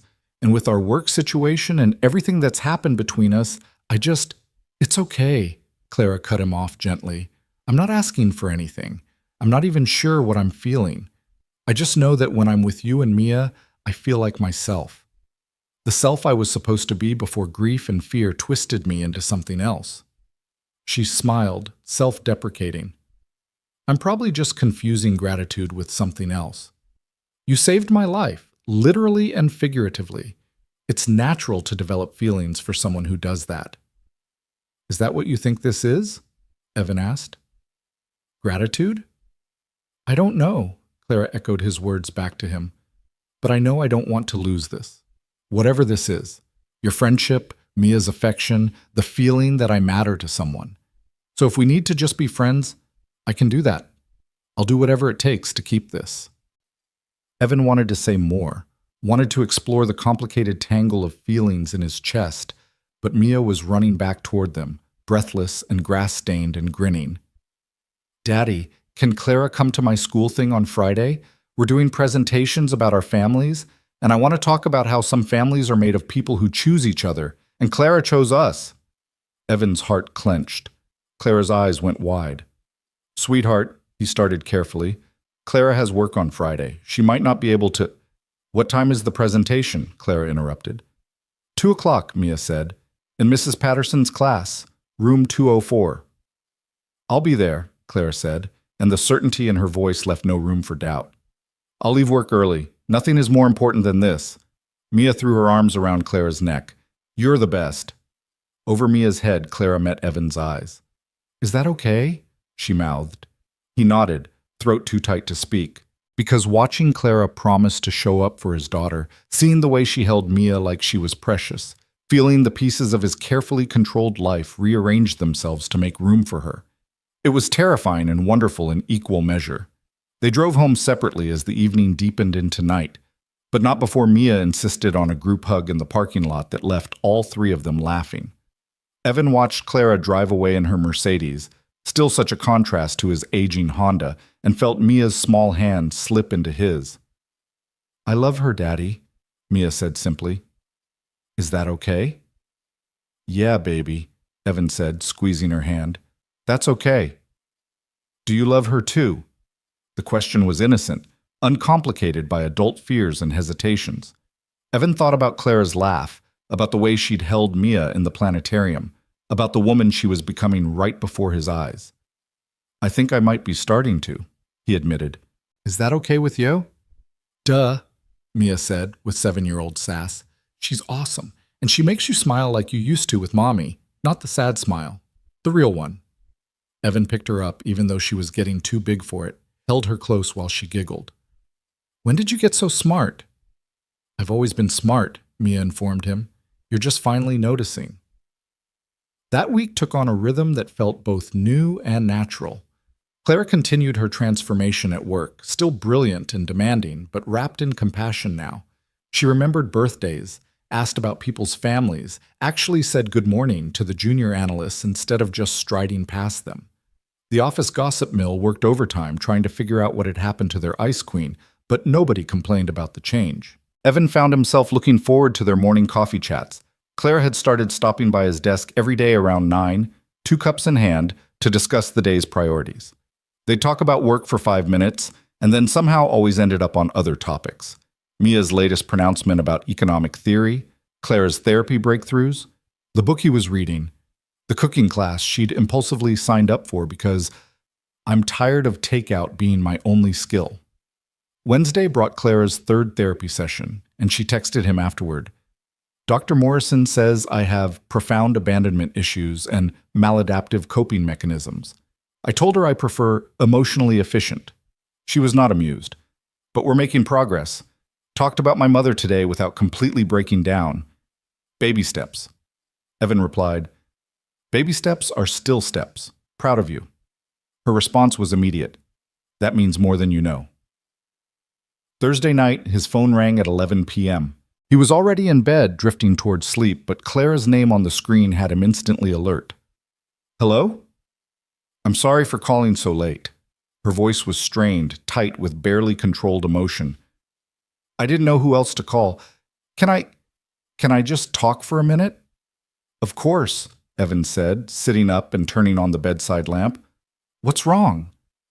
I ran into someone today, after work, an old colleague from my previous firm. She was with her family, husband, 2 kids, looked so happy, and she saw me and her whole face just closed, like I was something distasteful she had to acknowledge out of politeness. Clara's breath hitched. She said, Clara, still married to the job I see. And it hit me that this is how people see me, how I've made them see me, as this cold, one-dimensional person whose entire existence is work. That's not who you are, Evan said firmly. But it was. For so long, it was. And I've hurt so many people being that person. I burned bridges, stepped on colleagues to get ahead, prioritized deals over relationships. And now I'm trying to change, but the damage is done. People will always see me as the dragon. Not everyone, Evan said. Mia doesn't see you that way. I don't see you that way. Not anymore. We see who you're becoming. But what if who I'm becoming isn't real? Clara's voice broke. What if this is just temporary and I slip back into old patterns? What if I hurt you and Mia the way I hurt everyone else? Clara, listen to me. Evan put every ounce of conviction into his words.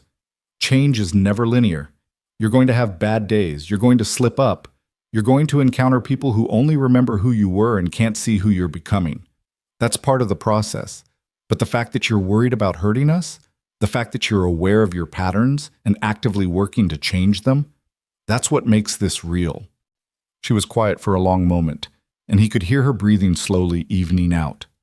How do you do that? She finally asked. Do what? Make everything feel manageable. Make me feel like I'm not completely broken beyond repair.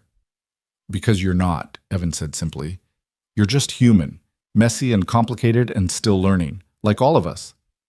I don't deserve you, Clara whispered. Stop saying that. You keep deciding what you do and don't deserve, but that's not how this works. I'm choosing to be here. Mia's choosing to care about you. You don't have to earn our affection, Clara.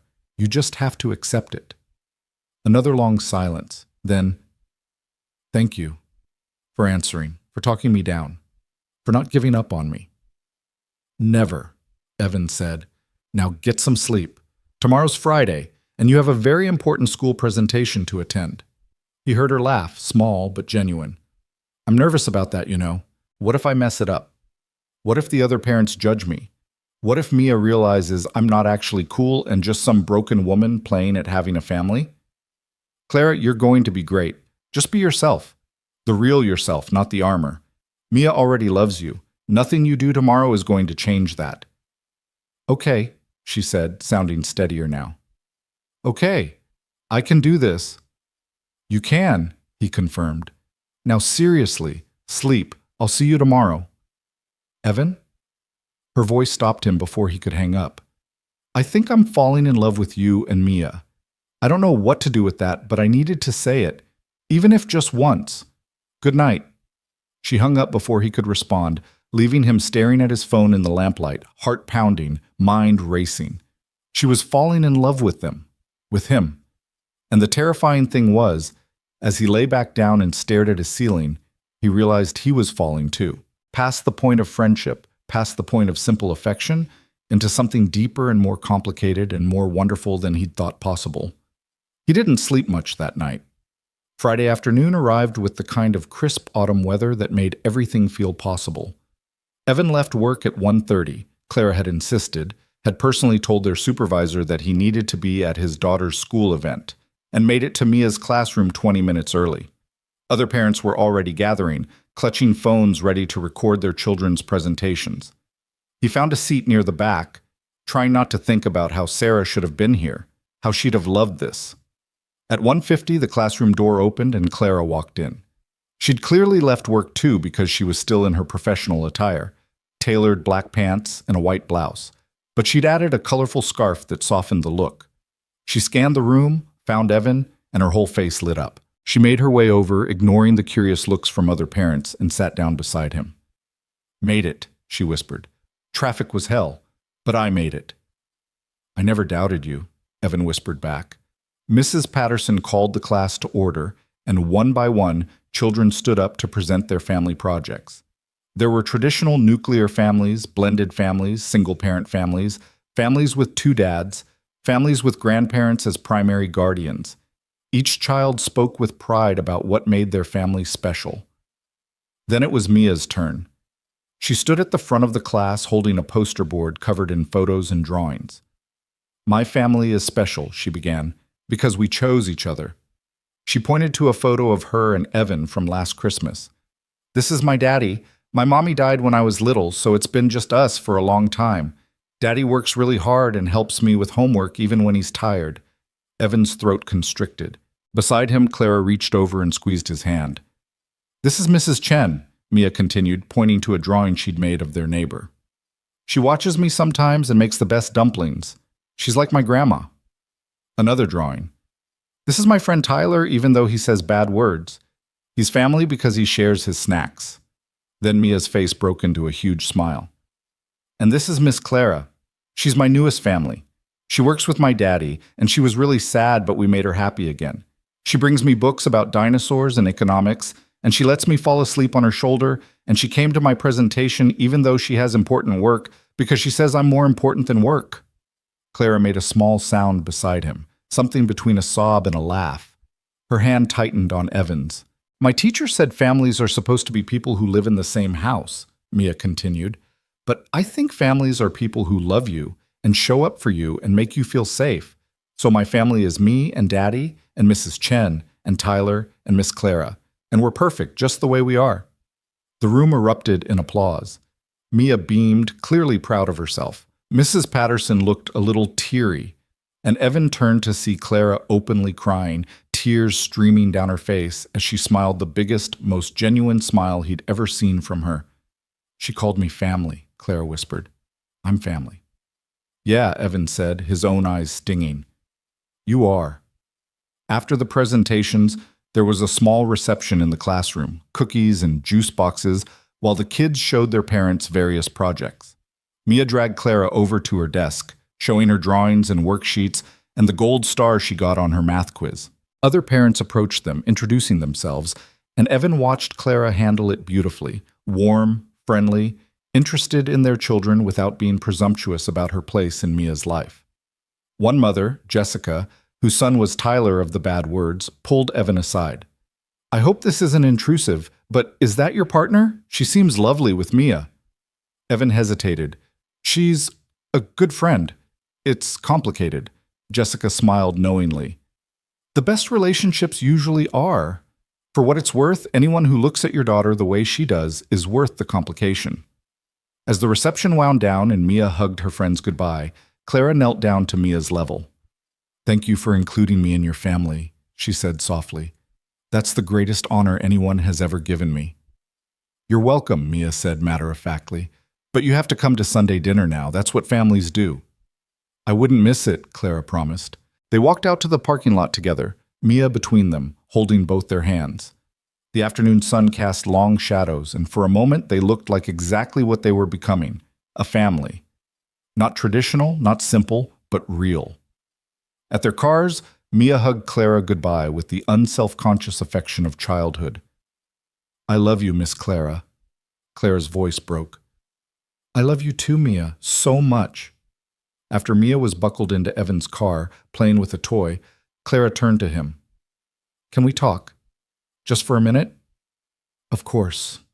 She took a breath, gathering courage. What I said last night on the phone, about falling in love with you both, I meant it. And I know it's complicated and messy and probably a terrible idea professionally, but I can't pretend anymore. I can't pretend this is just friendship when seeing you makes my heart race. When thinking about Mia makes me want to cry with happiness. When the idea of not being in your lives feels impossible. Evan's heart was pounding. Clara! You don't have to say anything, she rushed on. I'm not asking for anything. I just needed you to know, because being honest about my feelings is part of changing, part of letting people in. And you've taught me that vulnerability isn't weakness. So here I am, vulnerable, terrified, completely in love with you and your daughter.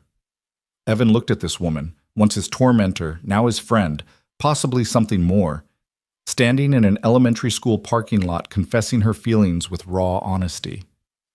He thought about Sarah, about the love he'd lost and never thought he'd find again. He thought about the example he wanted to set for Mia about courage and second chances. He thought about how Clara made him laugh, how she fit into their lives like a missing puzzle piece, how Mia had called her family. I'm falling for you too, he said quietly. I've been trying not to, trying to be sensible about workplace dynamics and protecting Mia's heart, and not moving too fast. But the truth is, I'm falling hard, and it terrifies me because I've already lost one person I loved. I don't know if I can survive losing another. Clara stepped closer, close enough that he could see the gold flecks in her eyes. Then let's not lose each other. Let's be careful and honest and take this as slow as we need to. But let's also be brave enough to try. Because, Evan, I've spent 23 years avoiding love because I was afraid of loss. And I'm done being afraid. I'd rather have whatever time we get together than spend another day playing it safe and ending up alone. Daddy! Mia's voice floated from the car window. Are you going to kiss her or what? Tyler says that's what grown-ups do when they like each other. They both laughed, the tension breaking into something lighter, easier. Your daughter is remarkably perceptive, Clara said. She gets it from her mother, Evan replied. Then, making a choice that felt both terrifying and inevitable, he leaned in. The kiss was soft, brief, more promise than passion, but it was real. And when they pulled apart, Clara was crying again, happy tears this time. Was that okay? He asked. I know we should probably talk more, establish boundaries, figure out how this works. It was perfect, Clara interrupted. And yes, we should talk. But right now, your daughter is watching us from the car and probably judging our technique, so maybe we table the logistics for later?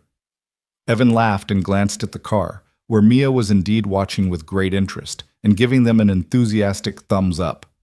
Sunday dinner? He offered. We can talk then, all three of us.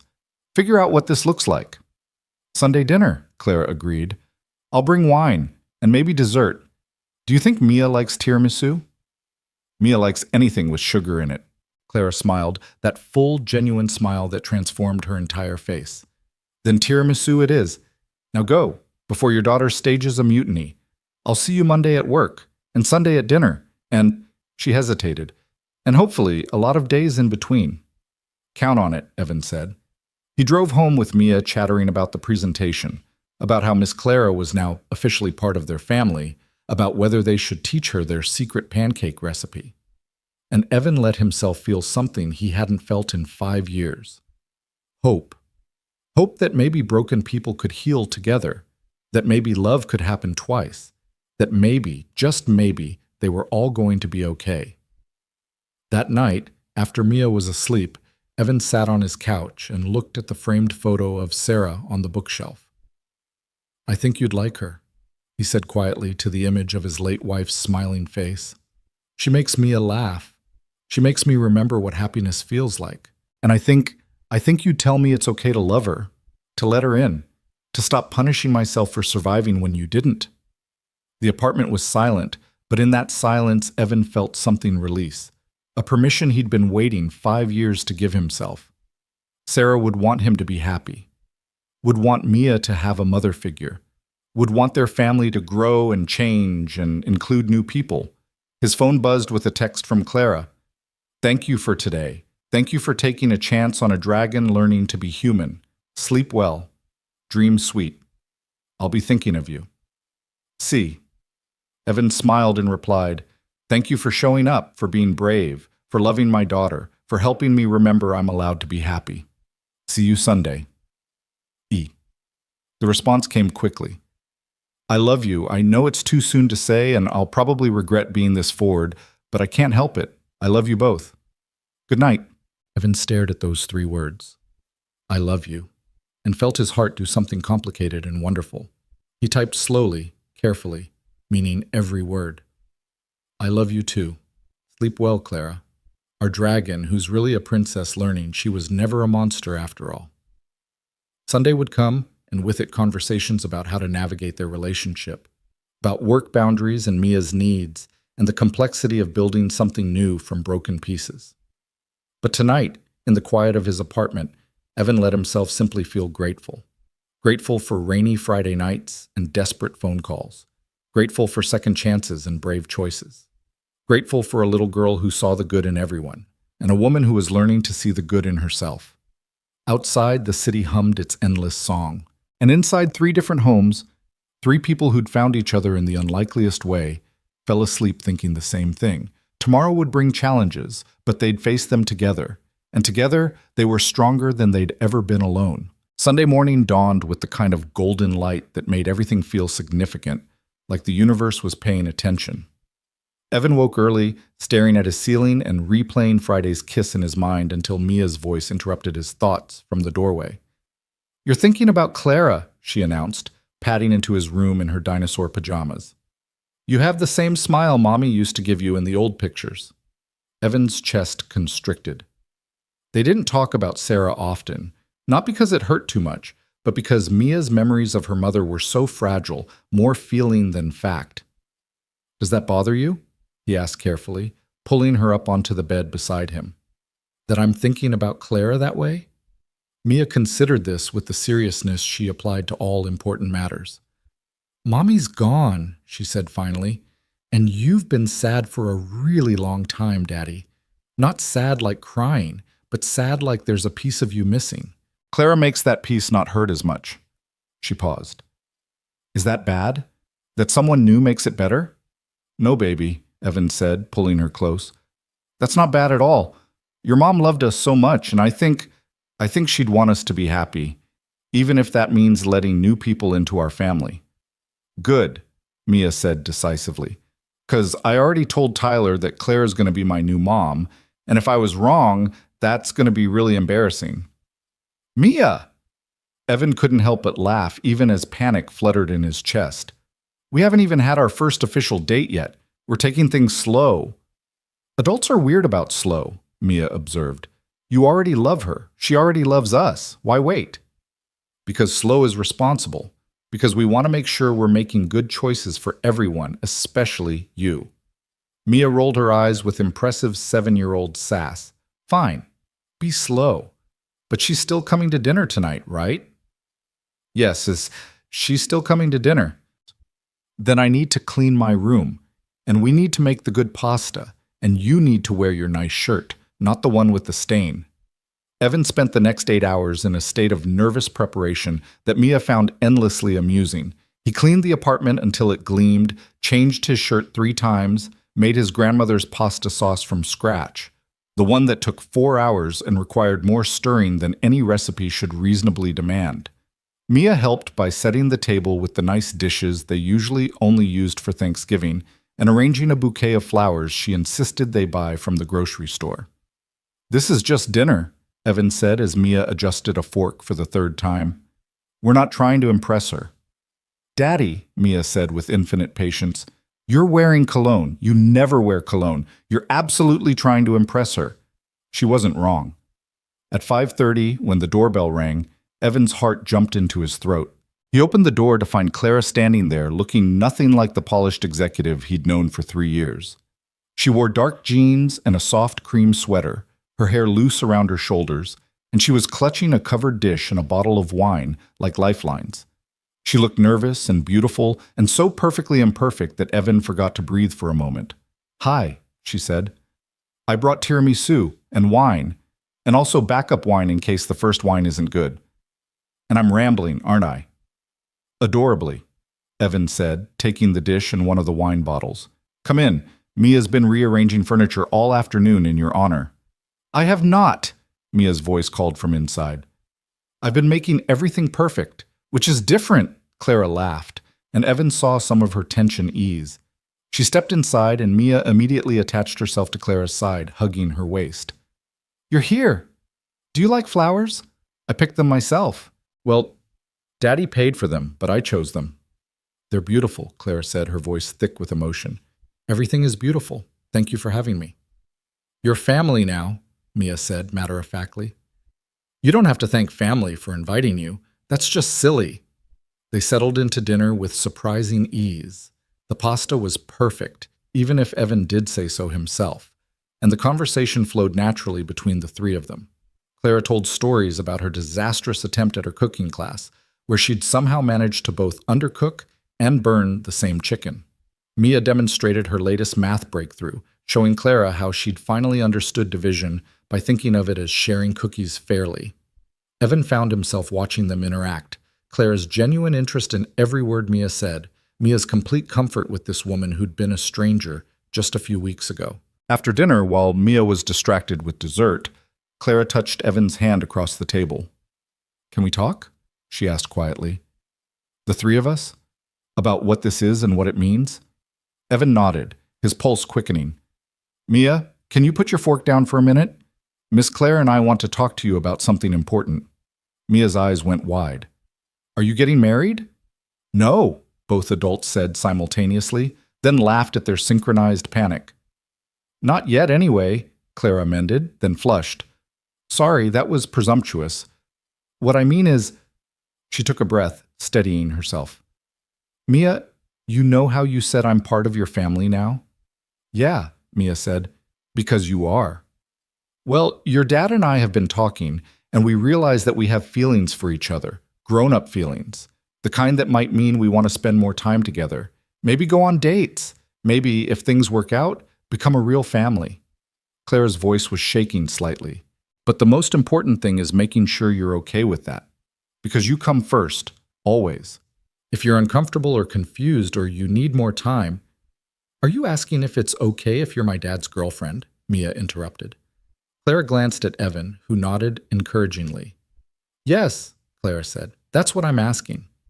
Mia considered this for approximately 3 seconds. Okay. Okay, Evan repeated. Just okay.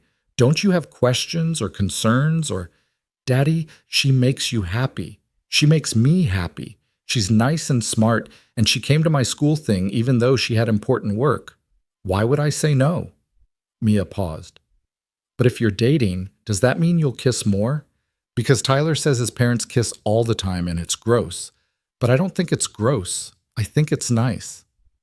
Clara was crying and laughing at the same time. You're remarkable. You know that? Everyone keeps saying that, Mia said. Can I have more tiramisu now? After Mia was granted her second helping and had retreated to the living room to watch a movie, Evan and Clara found themselves alone in the kitchen, cleaning dishes in comfortable silence. Clara washed while Evan dried, their shoulders brushing occasionally, the intimacy of the mundane task making his heart ache in the best possible way. That went well, Clara said finally. Better than I expected, honestly. I had a whole speech prepared about taking things slow and making sure she was comfortable. Mia has never been one for slow, Evan said. When she decides something, she commits completely. It's terrifying and beautiful. She gets that from you, Clara observed. The commitment part. You drove across the city in a storm for someone who'd made your life hell. That's pretty committed. That was different. Was it? Clara set down the dish she was washing and turned to face him. I think you saw someone who needed help, and you decided right then to show up. No hesitation, no calculating the cost, just pure instinctive kindness. She stepped closer. That's who you are, Evan, and I'm so grateful that's who you are, because otherwise I'd still be drowning in my own misery, alone in that apartment, convinced I was too broken to fix. Evan set down his towel and cupped her face in his hands. You're not broken. You never were. You were just hurting and didn't know how to ask for help. I'm still hurting, Claire admitted. Therapy is bringing up things I've buried for decades. Some days are really hard. Some days I want to retreat back into my walls because being vulnerable is exhausting. Then on those days you call me, Evan said. You don't have to face everything alone anymore. I'm not used to having someone to call, Clara whispered. I'm not used to mattering to people. What if I mess this up? What if I hurt you without meaning to? Then we'll talk about it. We'll work through it. That's what people who love each other do.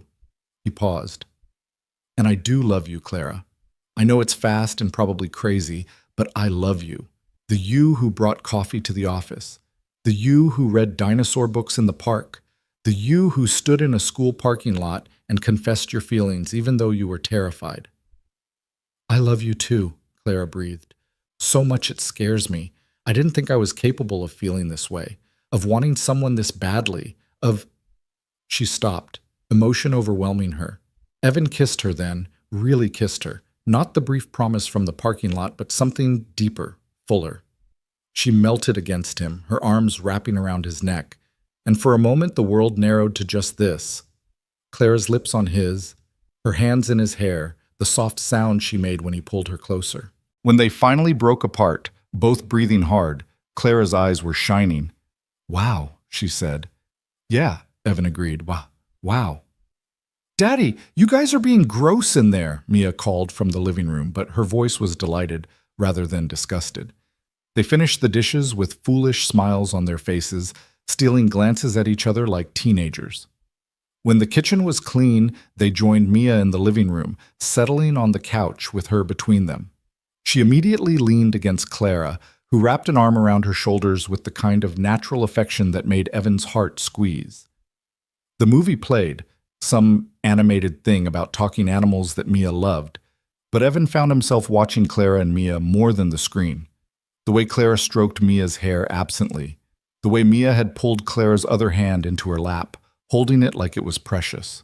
The way Clara kept glancing at him over Mia's head, her expression equal parts wonder and disbelief, like she couldn't quite believe this was her life now. Halfway through the movie, Mia fell asleep, her head on Clara's shoulder. Clara froze, afraid to move and disturb her, and Evan had to suppress a laugh at the panic in her eyes.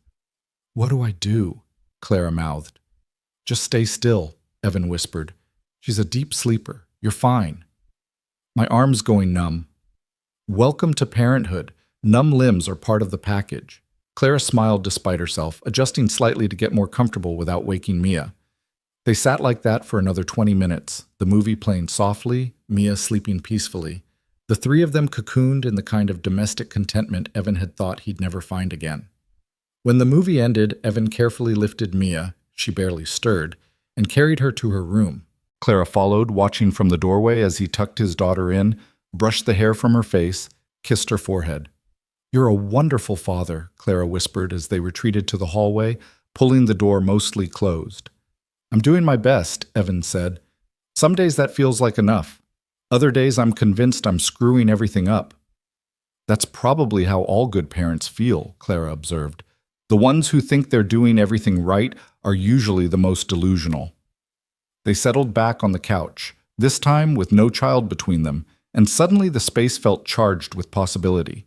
Clara tucked herself against Evan's side, her head on his shoulder, his arm around her waist. It felt right in a way that made him ache, like a piece of himself he hadn't known was missing had clicked back into place. "I need to tell you something," Clara said after a while, her voice quiet in the dimness of the room. "About work? About us at work?" Evan tensed slightly. He'd been trying not to think about the complications, about HR policies and office politics, and the potential fallout of dating his boss. "Okay. I talked to HR on Friday, confidentially, about the ethical implications of a supervisor having a relationship with a direct report." Clara tilted her head to look at him. "The policy doesn't forbid it, but it does require disclosure and, in some cases, reassignment." Evan's stomach dropped. "You want to reassign me?" "No," Clara said quickly. "God, no. But I want to do this right, so I'm proposing that we disclose the relationship to HR, not to the whole company, just officially on record, and I'll recuse myself from decisions about your compensation and performance reviews. Marcus can handle those instead. That way there's no conflict of interest, no appearance of impropriety." "You've really thought this through," Evan said, impressed despite his nervousness. "I've spent 3 weeks thinking about nothing else," Clara admitted. "How to make this work without compromising either of our careers. How to protect you from office gossip. How to make sure no one can accuse you of sleeping your way to success or accuse me of favoritism." "People are going to talk regardless," Evan pointed out. "Let them," Clara said with surprising fierceness. "Let them gossip and speculate and judge. I spent 23 years caring too much about what people thought of me, and it made me miserable. I'm done with that. I'm choosing happiness, even if it comes with complications." Evan pulled her closer, pressing a kiss to the top of her head. "Have I mentioned that I love you?" "Once or twice," Clara said, smiling against his chest. "But I don't mind hearing it again." "I love you," he repeated. "I love your courage. I love how you're facing your demons head on. I love watching you with Mia. I love that you're thinking about HR policies because you want to protect both of us." "I love you too," Clara whispered. "I love your kindness. I love your patience with me. I love the way you look at your daughter like she hung the moon.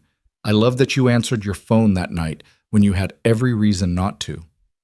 They stayed like that for another hour, talking softly about logistics and feelings and fears. Clara confessed that she was terrified of meeting Evan's extended family, convinced his mother would hate her for how she'd treated him. Evan admitted that he was worried about how quickly things were moving, not because he didn't want it, but because he was afraid of the fall if it didn't work out. Clara promised to be patient with his fears. Evan promised to believe her when she said she wasn't going anywhere. At 9:30, Clara reluctantly said she should go. Early morning meeting tomorrow, and she was trying to be better about getting enough sleep. Evan walked her to the door, not ready to let her leave, even though he knew she had to. "Thank you for tonight," Clara said, her hand on the doorknob. "For including me in your family dinner. For letting me be part of this." "You are part of this," Evan said. "You're not just visiting anymore, Clara. You're home." Her eyes filled with tears. "I've never had a home. Not since my mother died. I've had apartments and addresses, but never a place that felt like home." "Well, now you do," Evan said simply. "Whenever you want it, our door is always open." Clara kissed him then, soft and sweet and full of promise. "I'll see you tomorrow at work," she said, "where I will be completely professional and definitely not thinking about kissing you in the supply closet." "Clara!" Evan laughed, scandalized. "What? I'm being honest about my feelings. Isn't that what we agreed on?" Her eyes sparkled with mischief. "But fine, I'll keep my supply closet fantasies to myself." "You're terrible," Evan said, but he was grinning. "You love it," Clara countered. "I do," he admitted. "I really, really do." After she left, Evan leaned against the closed door, smiling like an idiot. He checked on Mia, still sleeping soundly, and then got ready for bed himself, his phone buzzing with a text just as he was climbing under the covers. Clara. "I'm home. Well, at my apartment, but it felt wrong calling it home when home is wherever you and Mia are. Is that too much? Am I being too intense?" Evan smiled and typed back, "No such thing as too intense, not with us. Sleep well. Dream of supply closets." Her response was immediate. "I'm never living that down, am I?" Evan, "Not a chance, but I love you anyway." Clara, "I love you too. Good night, Evan. Thank you for being brave enough to answer your phone 3 weeks ago." Evan, "Best decision I ever made. Sweet dreams." He set his phone on the nightstand and turned off the light, but sleep was a long time coming. His mind was too busy replaying the evening, cataloging happy moments, imagining a future that seemed suddenly, miraculously possible. A future with Clara in it. A future where Mia had a mother figure who loved her fiercely. A future where he wasn't drowning in loneliness anymore. Monday morning brought a return to routine, but everything felt different now. Evan arrived at the office to find coffee already on his desk. Black, 1 sugar, with a sticky note that made him laugh. Completely professional thoughts only. CV. He sent her an email thanking her for the coffee and absolutely not mentioning supply closets. She replied with a smiley face emoji, which from Clara Vaughn was basically a declaration of love. The week unfolded in a pattern of stolen moments and careful professionalism. At work, they were colleagues, respectful, collaborative, appropriate. But there were small signs that things had changed. The way Clara's hand would brush his when passing files, the secret smiles they exchanged during boring meetings, the text messages that came throughout the day. Clara. Marcus just used the word synergy unironically. Send help. Evan. Hang in there. Only 3 more hours until you can escape. Clara. 3 hours until I can see you and Mia. That's what I'm hanging on for. Wednesday brought Clara's 4th therapy session, and she called him afterward from her car, needing to talk through the difficult things Dr. Morrison had brought up about her relationship with her father. Evan listened, offered comfort, reminded her that she was doing the hard work of healing and he was proud of her. She cried, thanked him, said she loved him, and promised to see him Friday when she was coming over for dinner again. Friday's dinner became a standing date. Clara would arrive at 6, help Mia with homework while Evan cooked, and they'd eat together like the family they were becoming. After Mia went to bed, Evan and Clara would have time alone, sometimes talking, sometimes watching movies, sometimes just existing in each other's presence. They were taking things slow physically, both aware that Mia's needs came first, and rushing into anything could complicate an already delicate situation. But the emotional intimacy was building quickly, the kind of deep connection that came from 2 people who'd seen each other's worst moments and chosen to stay anyway. 3 weeks into their official relationship, Clara showed up at Friday dinner with an announcement. I have something to tell you both, she said over pasta and salad. Something I'm excited about and also terrified about. Mia's eyes went wide. Are you pregnant? Emily's mom was pregnant, and that's how she told them. No, Clara laughed, choking on her water. Definitely not pregnant. It's about work. She looked at Evan. I've been offered a promotion, Senior Vice President of Acquisitions. It's a significant step up, more money, more responsibility. But here's the thing, it would mean I'm no longer your direct supervisor. You'd be reporting to Marcus instead. Evan's mind raced through the implications. That's amazing, Clara. Congratulations. You're not upset, she asked, about the reporting structure change? Why would I be upset? This solves our HR complication problem, and you've earned this promotion. You're brilliant at what you do. I told them I needed to think about it, Clara admitted, because the new role would mean more travel. 3 or 4 trips a month, usually just a few days at a time. And I didn't want to accept without making sure you two were okay with that. Mia frowned. Would you miss dinners? Sometimes, Clara said honestly, but I'd always try to be back for Fridays. And we could video chat every night I'm gone. And maybe sometimes, if your dad says it's okay, you two could come with me on trips during school breaks. You want us to come with you? Evan asked, touched by the implication of that offer. I want you in my life as much as possible, Clara said. In every way possible. This job is important to me, but you're more important. So if having both means getting creative about logistics, I'm willing to do that. Take the job, Evan said firmly. We'll make it work. We'll figure it out together. Together, Clara repeated, smiling. I like the sound of that. She took the job. The announcement went out the following Monday, and the office buzzed with speculation and surprise. Clara Vaughn, the Ice Queen, had somehow humanized enough to be promoted to the executive level. People whispered about what had changed, but no one could quite put their finger on it. Only a few people knew about her relationship with Evan, and they kept it quiet, respecting the privacy both of them valued. Life settled into a new rhythm. Clara's promotion meant different hours, occasional travel, and new challenges, but it also meant freedom to be more open about their relationship at work. They went to the office holiday party together, Clara's hand in Evan's, and if their colleagues gossiped, it was with more surprise than malice. The terrifying dragon had been tamed by a single father and his remarkable daughter, the story went, though those who knew them understood it was more complicated than that. Clara hadn't been tamed, she'd been saved. And in saving her, Evan and Mia had found something they hadn't known they were missing: completion. 4 months into their relationship, on a Saturday morning in February, Clara showed up at the apartment with a nervous energy that immediately put Evan on alert. Mia was at a birthday party, giving them rare alone time, and Clara paced his living room like she was preparing for a difficult negotiation. Okay, you're making me nervous, Evan said. What's wrong? Nothing's wrong, Clara said quickly. Everything's right, that's the problem. Everything is so right, and I'm terrified I'm going to ruin it by moving too fast, but I also can't keep pretending I don't want more. Clara, breathe. What are you talking about? She stopped pacing and faced him. My lease is up next month. I have to decide whether to renew or find a new place. And I've been thinking, what if I didn't renew?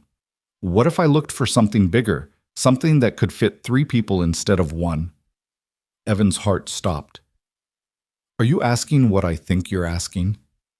I'm asking if you consider moving in together, Clara said in a rush. Not immediately, not until we're both ready. But maybe we start looking at places? 3 bedrooms, so Mia has her own space, and we have ours. Maybe a yard where she can play. A real home for the family we're becoming. She paused.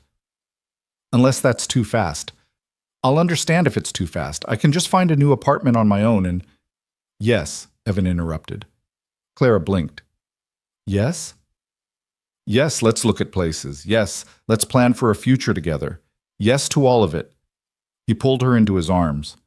I love you. I want to build a life with you, a real permanent life. And I think Mia would be thrilled. You think? Clara's voice was muffled against his chest. I know, Evan corrected. She asked me last week if you were ever going to officially move in because she's tired of you going home at night. Clara laughed, the sound watery with emotion. She said that?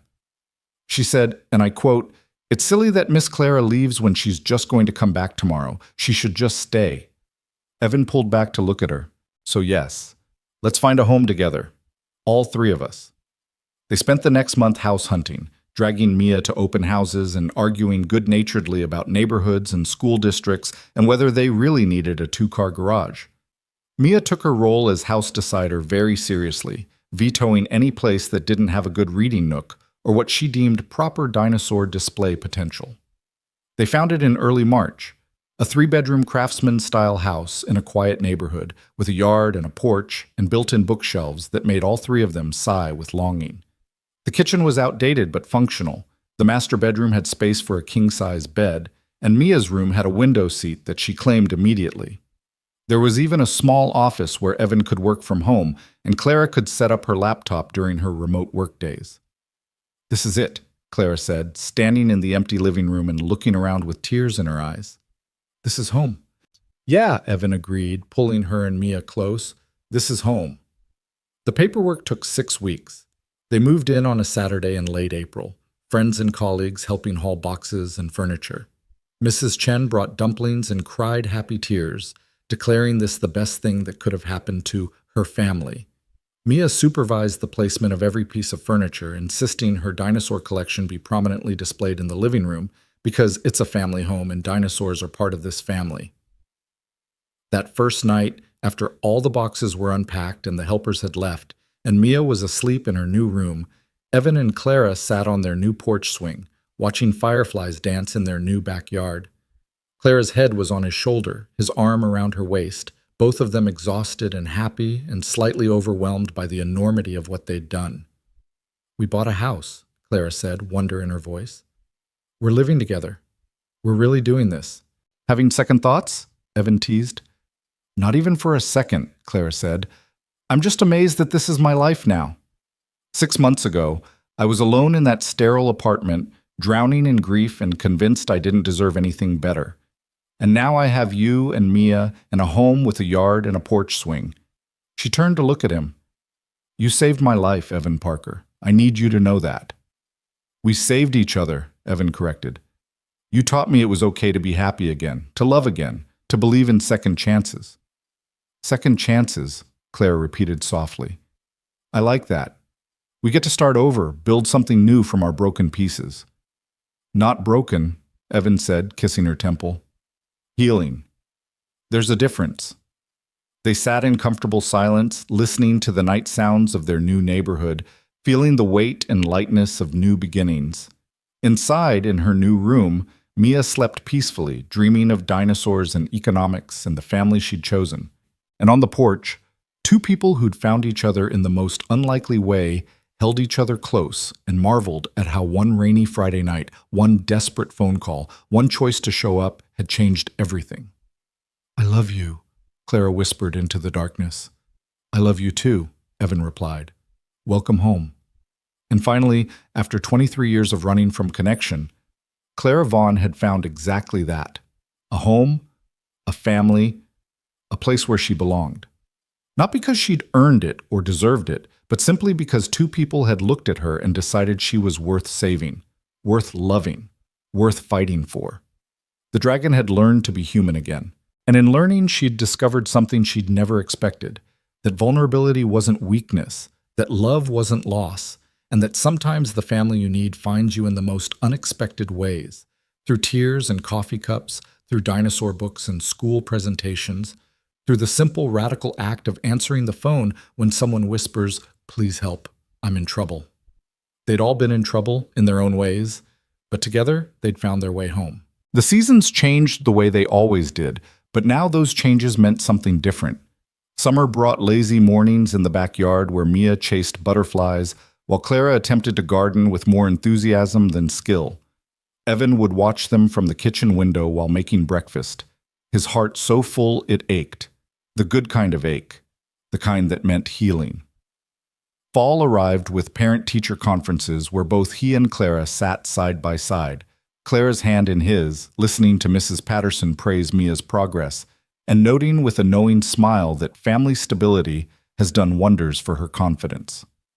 Winter meant the three of them decorating their first Christmas tree together, Mia insisting on putting the star on top while balanced on Evan's shoulders, and Clara steadying them both, laughing and warning them not to break anything. It was a Tuesday evening in January, nearly 15 months after that rainy Friday night, when everything shifted again. Evan was cooking dinner, nothing fancy, just tacos, while Mia sat at the kitchen table working on a project for school. Claire was due home from a 3-day business trip any minute, and Mia kept glancing at the clock with the kind of anxious anticipation that came from missing someone. "Do you think she'll like my surprise?" Mia asked for the third time, gesturing to the welcome home banner she'd made from construction paper and enough glitter to constitute an environmental hazard. "She's gonna love it," Evan assured her. "She always loves everything you make."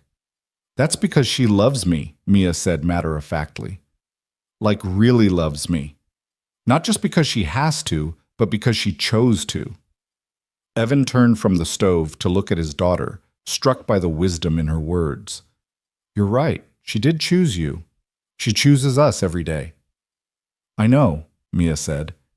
"That's why I have a question." She took a breath, suddenly looking nervous in a way that made Evan's parental alarm bells ring. "Daddy, can Clara adopt me? Like, officially? So she's not just my bonus mom, but my real mom?" The wooden spoon Evan was holding clattered to the floor. "What? Can Clara adopt me?" Mia repeated, more insistent now. "I've been researching it at the library with Mrs. Chen. She helped me use the computer. And I found out that if you're married to someone, they can adopt your kid. So if you and Clara got married, she could adopt me, and then she'd be my mom for real. Forever. Even if something happened." Evan's mind was reeling. "Sweetheart, that's a really big thing to think about. Have you talked to Clara about this?" "No, I wanted to ask you first, because you're my dad and you have to say yes before she can adopt me. That's how it works." Mia's eyes were filling with tears, that wobbling kind that meant she was about to completely break down. "I just want it to be real, Daddy. I want her to be my mom officially. What if something happens and she has to leave? What if there's some rule that says she can't be my mom because it's not legal? I can't," her voice cracked. "I can't lose another mom." Evan was across the kitchen in 2 strides, pulling Mia into his arms as she started to cry in earnest. "Oh, baby, you're not going to lose her. Claire's not going anywhere." "But we don't know that," Mia sobbed into his chest. "We didn't know Mommy was going to leave either, and then she was just gone. And I know Claire's not going to die probably, but what if she decides she doesn't want us anymore? What if she realizes we're too much work? If she adopted me, she couldn't just leave. She'd be stuck with us." "First of all," Evan said, holding her tight and trying to keep his own emotions in check, "Clara would never think you're too much work. She loves you more than anything. And second, she's not staying with us because she's stuck. She's staying because she wants to be here, because we're her family." "But I want it to be forever," Mia whispered. "I want to know for sure." The sound of keys in the front door made them both look up. Clara's voice called out, "I'm home. Where are my favorite people?" Then she appeared in the kitchen doorway, travel bag still over her shoulder, and her smile immediately disappeared when she saw Mia's tears. "What's wrong? What happened?" She dropped her bag and rushed over, kneeling beside Mia's chair and cupping her face with both hands. "Baby, what is it? Are you hurt?" Mia looked at Evan, then back at Clara, and then the words tumbled out in a rush.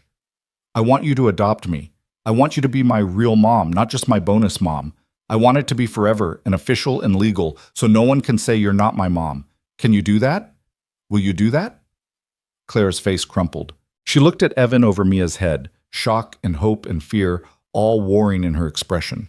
He gave her a small nod. Permission, encouragement, confirmation that he was okay with this conversation. Clara turned back to Mia, tears streaming down her own face now. "Mia," she said, her voice shaking, "I would be honored to adopt you. More than honored. It would be the greatest privilege of my life. But there are things we'd have to do first, legal things, and one of those things is that your dad and I would need to be married." "So get married," Mia said, like it was the simplest thing in the world. "You love each other. You live together. You're basically already married. Just make it official." Clara looked at Evan again, and he saw the question in her eyes. They'd talked about marriage, of course, Late-night conversations about futures and forever, careful discussions about timing and readiness. But they'd been taking things slow, making sure the foundation was solid before building anything permanent on top of it. They'd been thinking another year, maybe two. They'd been thinking proposal and engagement and a proper wedding. They hadn't been thinking about an 8-year-old taking matters into her own hands. But looking at his daughter's tear-stained face, at Clara's hopeful expression, at the family they'd built from broken pieces and second chances, Evan realized that slow was a luxury they didn't need anymore. They were already committed, already forever. The paperwork was just a formality. "Clara," he said, and his voice came out rough with emotion. "I know this isn't the romantic proposal you deserve.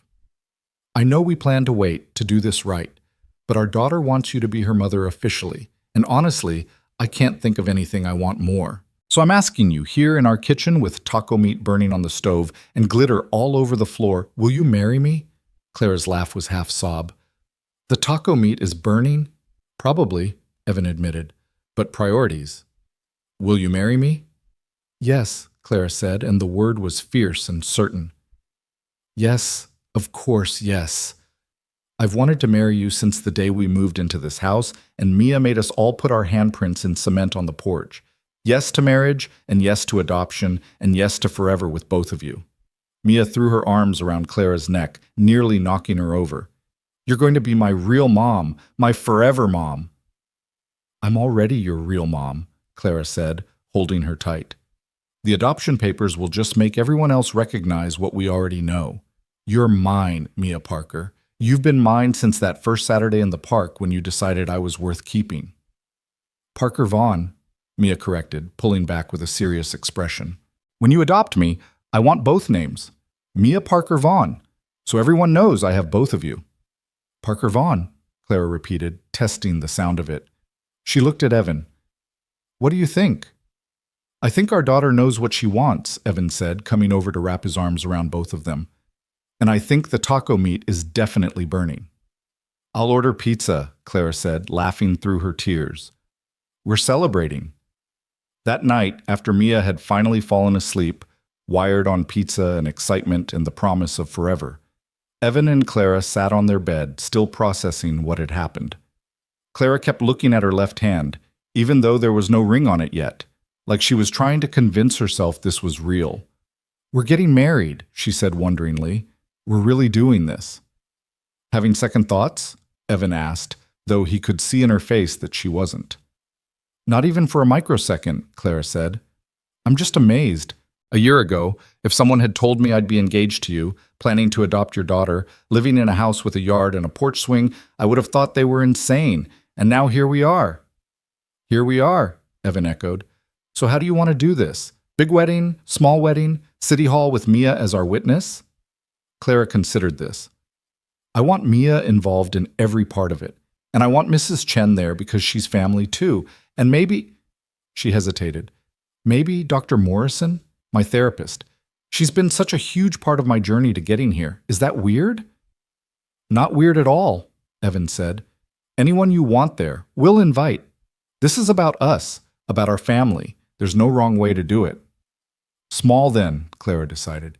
"Intimate, just the people who matter most, maybe in the backyard. In the spring when everything's blooming." "Spring wedding in our backyard," Evan agreed. "I like it. Mia will want to help plan everything, you know." "Good," Clara said. "It's her day as much as ours. She's the reason this is happening." She paused, her expression turning serious. "Can we talk about the adoption? Really talk about it? Because I want to make sure we're doing this for the right reasons, not just because Mia asked." "What are you worried about?" Evan asked gently. "I'm worried that I'm not good enough," Clara admitted. "That I don't know how to be a mother because I've only had 15 months of practice. That I'll mess up and Mia will regret wanting this. That I'll somehow damage her with my issues and my baggage." Evan took her hands. "Clara, you've been her mother since the day you sat in that planetarium and let her sleep on your shoulder. Since you showed up at her school presentation. Since you chose to learn about dinosaurs and economics and whatever other obsession she develops next. The adoption papers don't make you her mother. They just make everyone else acknowledge what's already true." "But what if I'm not enough?" Clara's voice broke. "What if she needs something I can't give her?" Then we'll figure it out together, Evan said. That's what parents do. We mess up and we learn and we try again. You've already proven you can do that. You've already proven you love her enough to put her needs first. That's all being a parent is. Showing up and loving them and doing your best. Clara nodded, wiping at her eyes. I want to do this right. I want to talk to a lawyer, understand the process, make sure we're following all the steps correctly. And I want to ask Mia again, when she's not emotional, to make sure this is really what she wants. She'll want it, Evan said with certainty. But yes, we'll do it right. We'll take our time with the legal process, make sure everything is perfect. Thank you, Clara whispered, for trusting me with her, for believing I can do this. You already are doing this, Evan said, pulling her close. You're already her mother. Now, we're just making it official. The next few months were a whirlwind of planning and paperwork. They hired a family lawyer who specialized in adoptions, started the home study process, filled out what felt like 1,000 forms. Mia participated enthusiastically, writing a letter to the judge about why she wanted Clara to adopt her that made all three of them cry. The wedding planning happened simultaneously, Clara and Mia poring over flower options and dress designs, arguing good-naturedly about whether dinosaurs could be part of the wedding theme. Absolutely not, Clara said, when Mia suggested dinosaur centerpieces. We are not having T-Rexes at our wedding. But they could be tiny ones, Mia argued. Tasteful dinosaurs.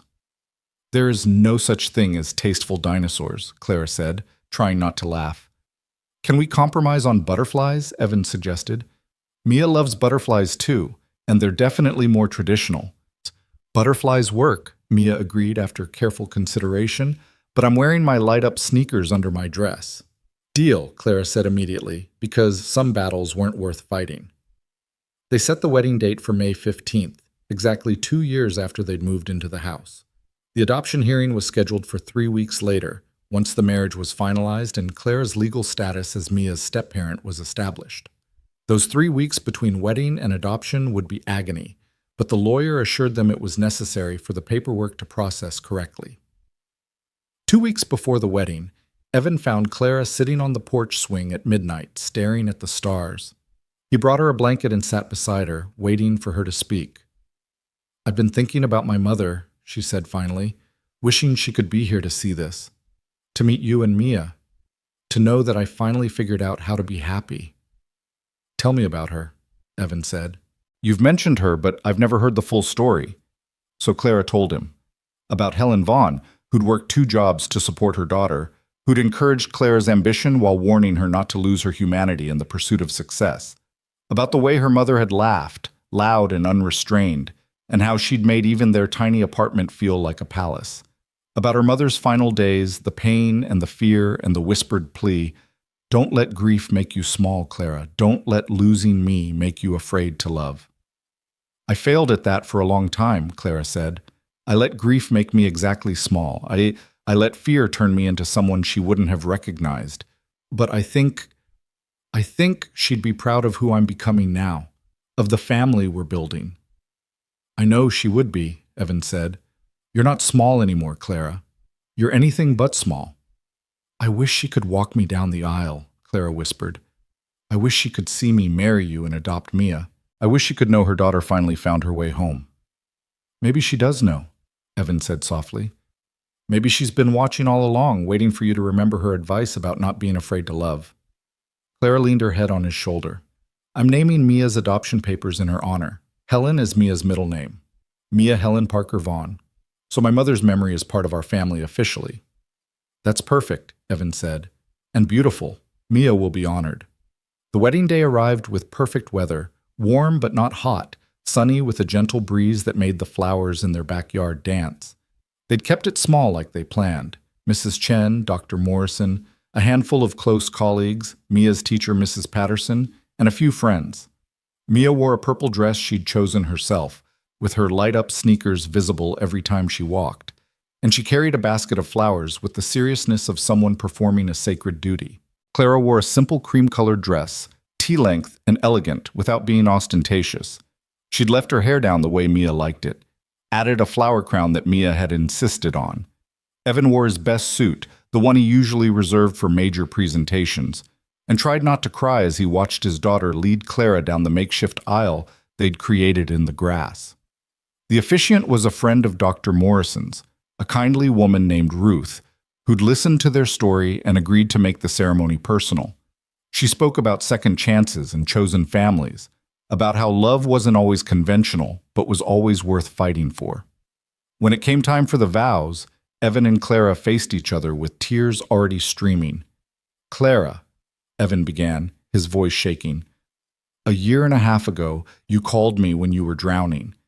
And I almost didn't answer, but something, fate, intuition, whatever you want to call it, made me pick up that phone. And it was the best decision I've ever made.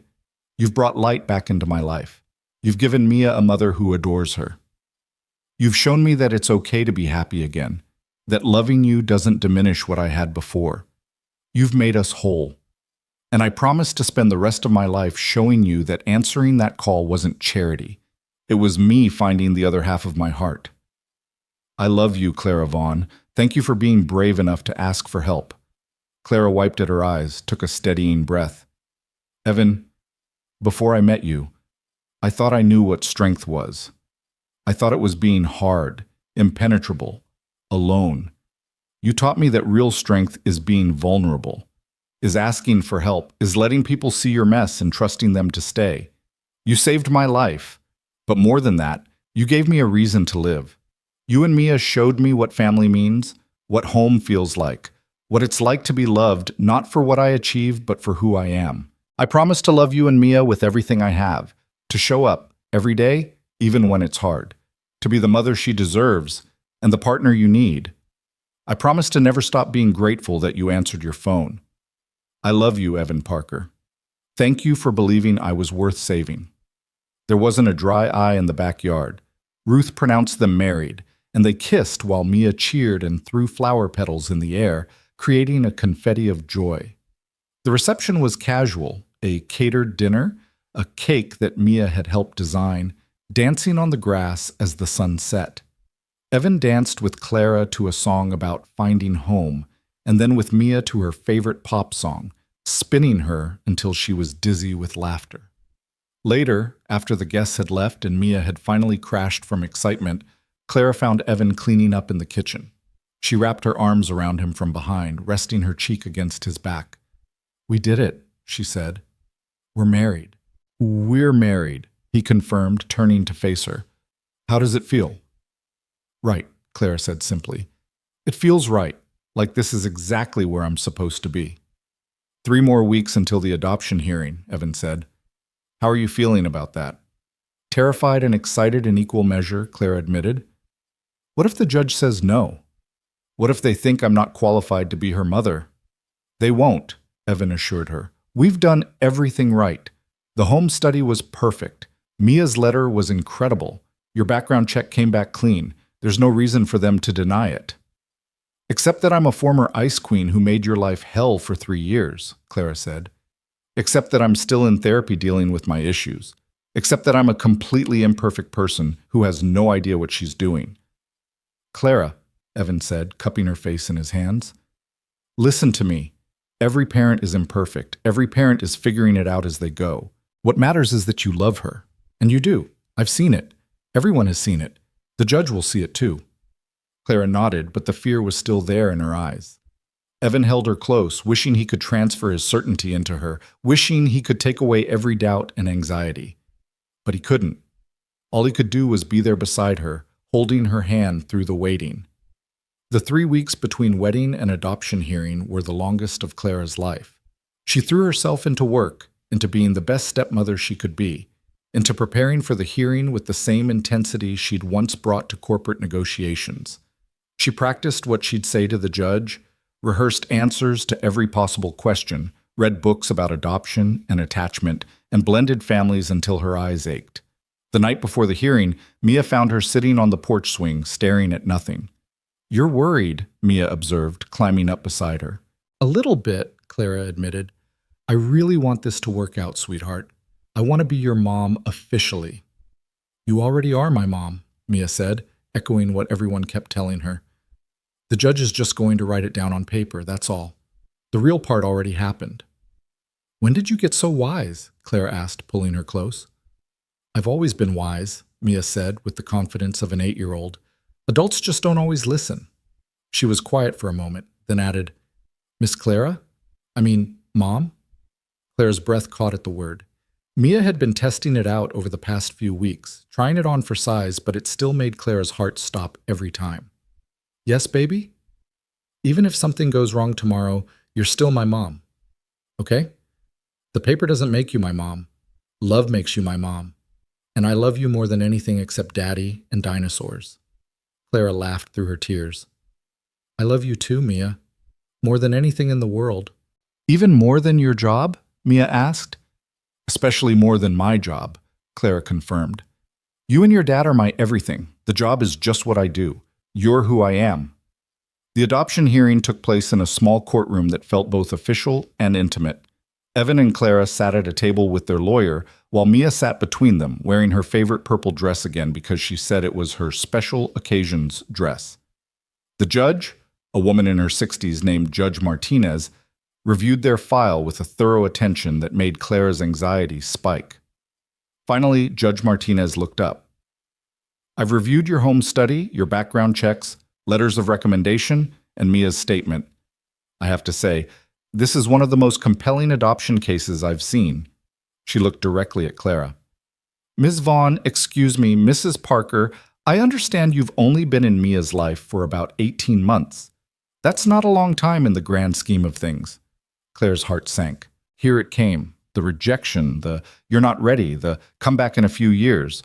But Judge Martinez continued, however, what I see in this file is a woman who has completely transformed her life to be worthy of this child, who has sought therapy to address her own trauma, who has shown up consistently and lovingly, who has letters from teachers, neighbors, therapists, and colleagues all attesting to the depth of her commitment.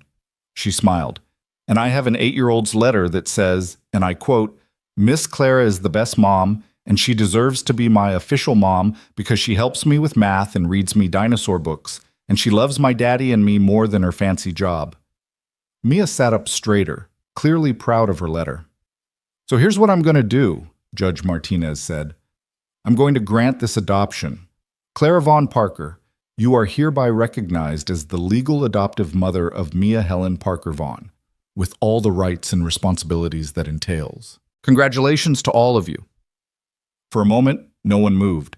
Then Clara made a sound somewhere between a sob and a laugh, and Mia launched herself into Clara's arms, and Evan wrapped his arms around both of them while their lawyer wiped at her own eyes. Judge Martinez smiled from her bench, watching this family celebrate becoming official.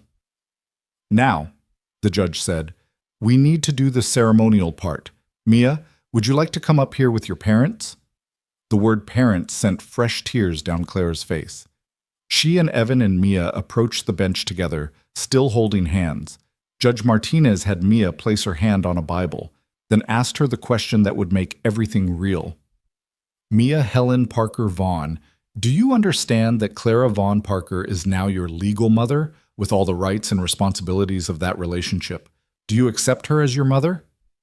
Yes, Mia said so enthusiastically that everyone in the courtroom laughed.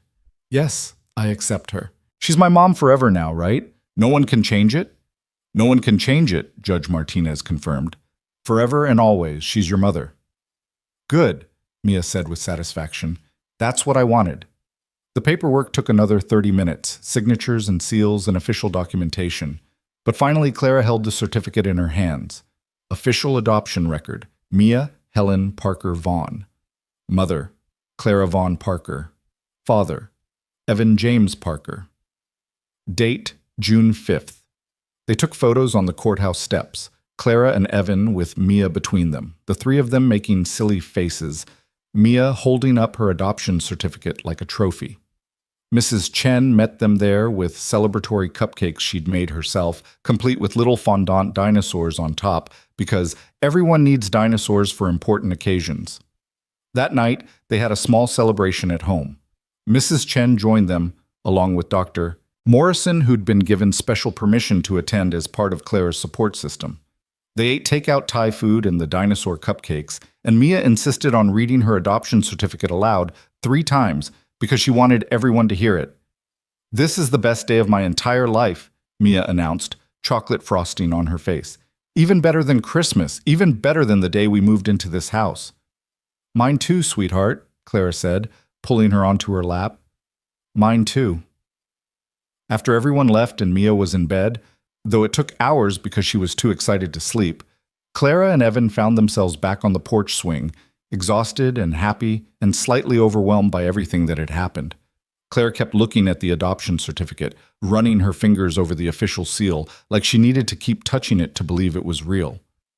"I'm a mother," she said wonderingly. "Legally, officially, completely a mother." "You've been a mother," Evan said.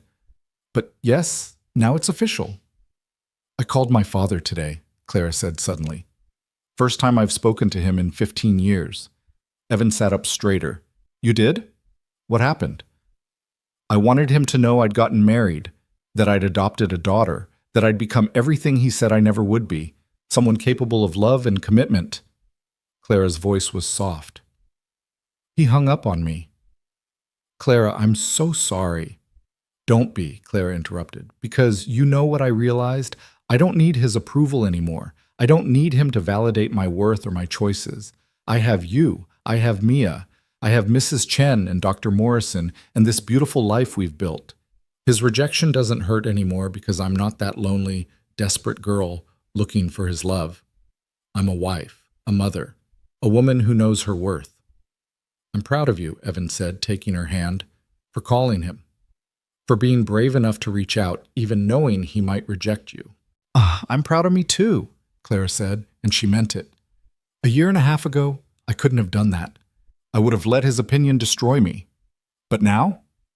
She gestured at their house, at the life visible through the windows. Mia's toys scattered across the living room, family photos on every surface, the warmth and mess and beautiful chaos of a real home. "Now I know what actually matters, and it's not his approval. It's this." They sat in comfortable silence, the kind that came from two people who didn't need to fill every moment with words. Somewhere in the distance, a dog barked. A car drove past. The ordinary sounds of an ordinary neighborhood on an ordinary night, except nothing about this night was ordinary. This was the night their family became legally, officially, unbreakably complete.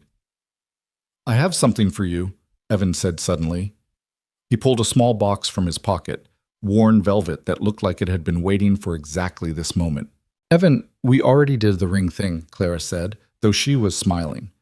"This isn't a wedding ring," Evan said. "Open it." Inside was a silver necklace with 3 charms, a letter E, a letter M, and a letter C, intertwined in a way that made them inseparable. "One for each of us," Evan explained. "Connected. Forever." Clara's hands shook as she lifted it from the box. "It's perfect." "Turn the E over," Evan said. She did, engraved on the back in tiny letters. "Thank you for answering." Clara dissolved into tears again, happy tears, the kind she'd learned to let flow freely. Evan fastened the necklace around her neck, and she touched the charms, feeling the weight of them against her skin. E-M-C, Evan, Mia, Clara. A family forged not from biology but from choice, from second chances, from the radical act of showing up when someone needed you. "I love you," she whispered, "both of you. More than I knew it was possible to love." "We love you too," Evan said, kissing her temple. "Our dragon who learned she was really a princess all along." "I'm not a princess," Clara protested. "Princesses are dainty and helpless." "Fine. You're a queen, a warrior queen who fights dragons and climbs mountains and adopts 8-year-olds who need mothers." "That's better," Clara said, smiling. "Warrior Queen Clara. I like it." They went inside eventually, checking on Mia one last time before heading to their own room. She was fast asleep, finally, her adoption certificate on her nightstand where she could see it first thing in the morning. Clara stood in the doorway watching her, this child who was now legally, officially hers, and felt something inside her click into place. The last broken piece healing, the last wall coming down. "Thank you," she whispered to Mia's sleeping form. "Thank you for wanting me to be your mother. Thank you for seeing past the dragon to the person underneath. Thank you for teaching me how to love. In bed that night, wrapped in Evan's arms, Clara thought about the journey that had led her here. From that rainy Friday night, drunk in a bar, drowning in grief and loneliness. From the desperate phone call to the one person she'd hurt most. From Evan showing up, actually showing up, when he had every reason not to. From that first awkward coffee Monday morning, to the park with Mia, to the school presentation, to the kiss in the parking lot, to moving in together, to the wedding, to today, to becoming a mother. She thought about her own mother, hoped Helen was watching from wherever she was, hoped she was proud. She thought about all the years she'd wasted being afraid, all the walls she'd built, all the opportunities for connection she'd rejected. She thought about the person she'd been, the Ice Queen, the dragon, the woman everyone feared, and the person she'd become. A wife, a mother, someone who laughed at dinosaur jokes and attended school presentations and cried at adoption hearings. "I'm happy," she said aloud, testing the words. "I'm actually genuinely happy." "You deserve to be," Evan murmured, half asleep. "I'm starting to believe that," Clara said. "For the first time in my life, I'm starting to believe I deserve good things."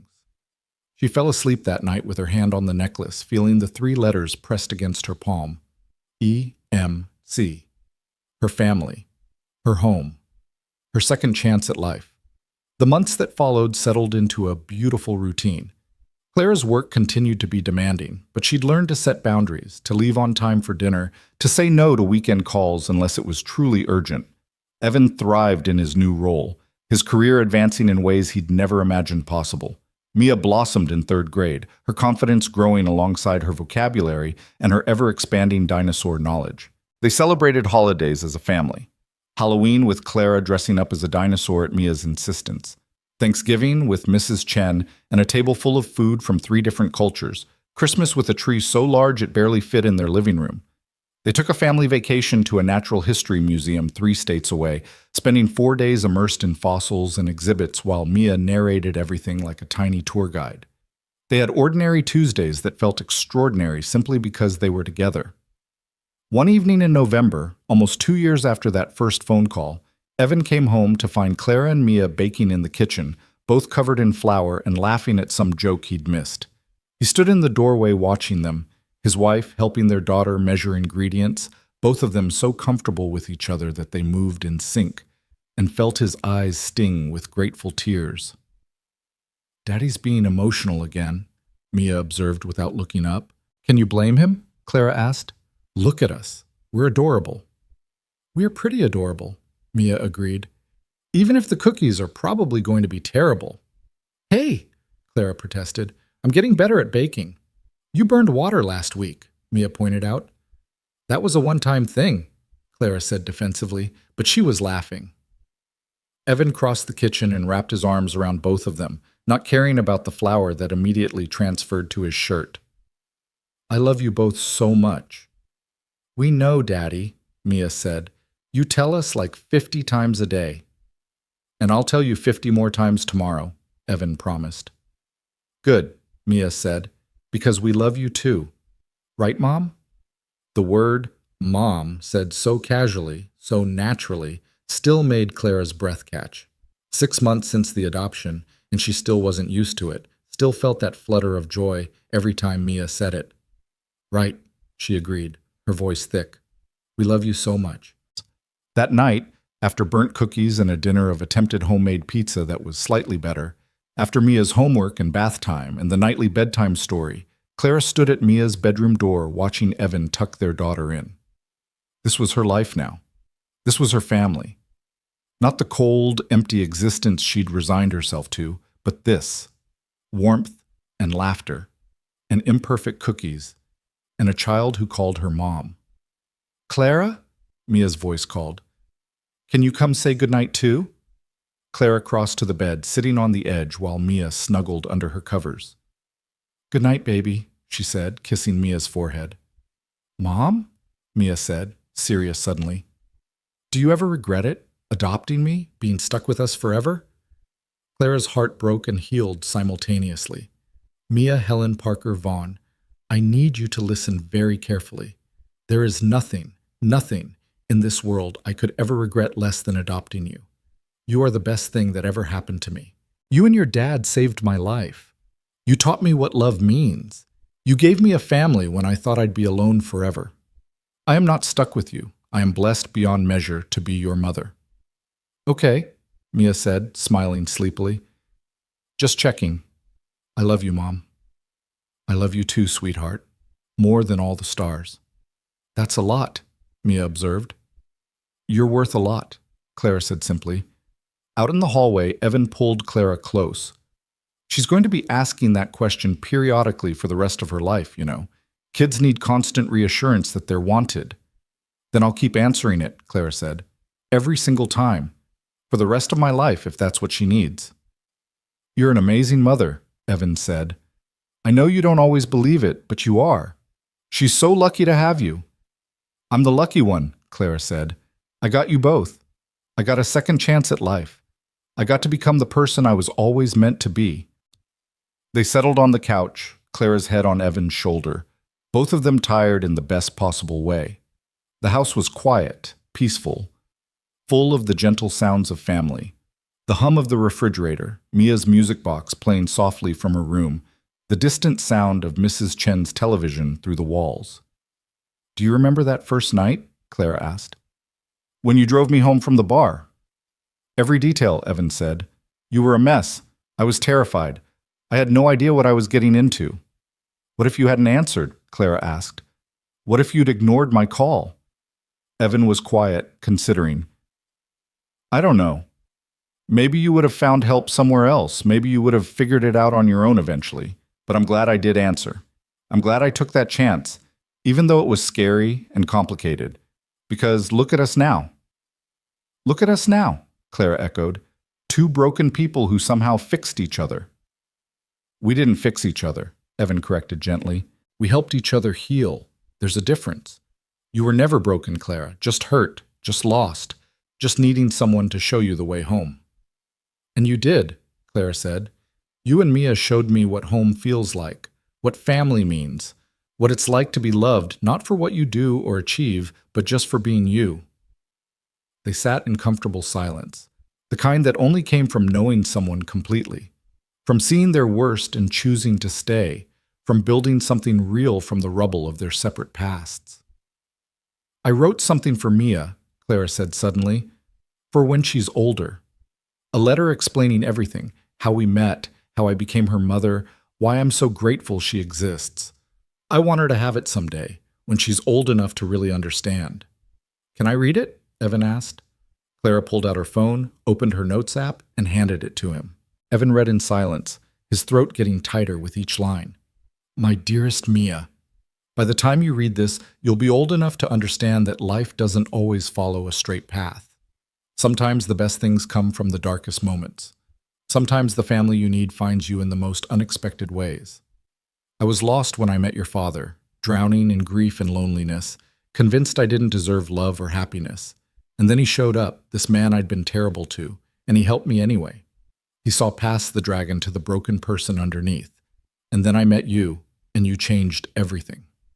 You looked at me with those big brown eyes and decided I was worth keeping, even though I didn't know how to be a mother, even though I was scared and uncertain and completely unprepared. You taught me how to love, how to laugh, how to be human again. Being your mother is the greatest privilege of my life. Every time you call me Mom, my heart stops for a moment in sheer gratitude. I want you to know that you were chosen, deliberately, completely, forever. Not because I had to, but because I wanted to more than I'd ever wanted anything. You are my daughter in every way that matters. Thank you for saving me. Thank you for being patient while I learned how to be your mother. Thank you for giving me a family. I love you more than words can express. Love always, Mom." Evan wiped at his eyes. "That's beautiful, Clara." "I mean every word," she said. "She saved me, Evan. You both did. I was drowning and you threw me a lifeline, and now I can't imagine life without you." "We can't imagine life without you either," Evan said, handing back her phone. "You're ours, Clara. Forever."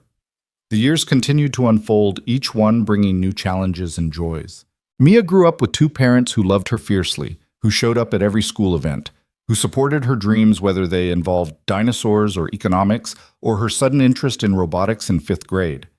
Clara continued therapy, continued working on herself, continued being amazed that she got to be part of this family.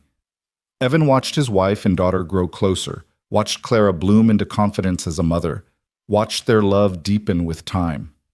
They had hard days, of course.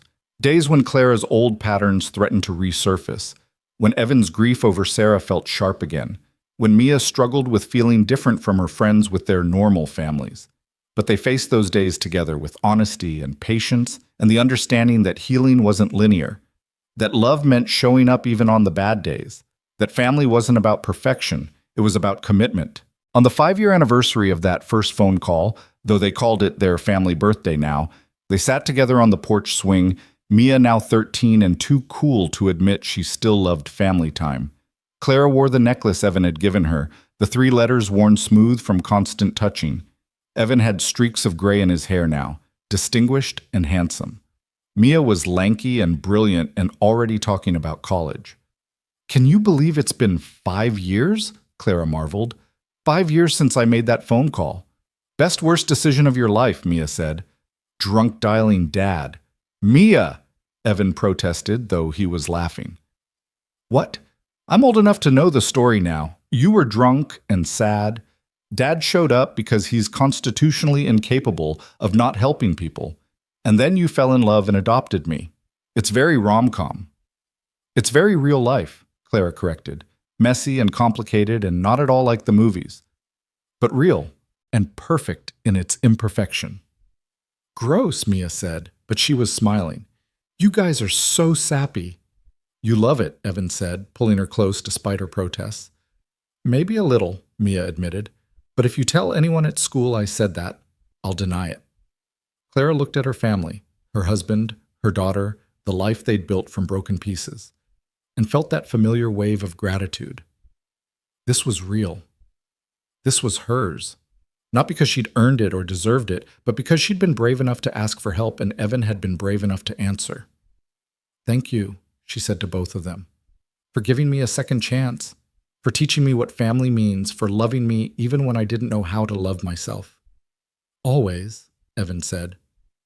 "Forever," Mia added. And there on the porch swing, with the evening settling around them and fireflies beginning their dance in the yard, the family that second chances built held each other close. 3 people who'd found each other in the darkness and chosen to walk toward the light together. 3 hearts that had learned that love wasn't about perfection. It was about showing up, about choosing each other, about believing that everyone deserves to be saved. The dragon had learned to be human. The widower had learned to love again. The little girl had gained a mother. And together, they'd created something beautiful from their separate scars. A home, a family, a forever. Clara Vaughn Parker, wife, mother, woman who'd been lost and then found, smiled at her family and thought about that rainy Friday night 5 years ago, about the phone call she'd made in desperation, about the man who'd answered even though he had every reason not to, about the journey from that dark bar to this front porch, from loneliness to belonging, from broken to whole. "I'm home," she whispered, and meant it in every possible way. "Welcome home," Evan whispered back. "You've always been home. We were just waiting for you to find your way here." And in that moment, surrounded by the people who loved her most, Clara finally understood. Home wasn't a place. It was people. It was choosing and being chosen. It was second chances and brave choices and the radical act of showing up. It was love, in all its messy, complicated, beautiful forms. She was home. Finally, completely, forever home.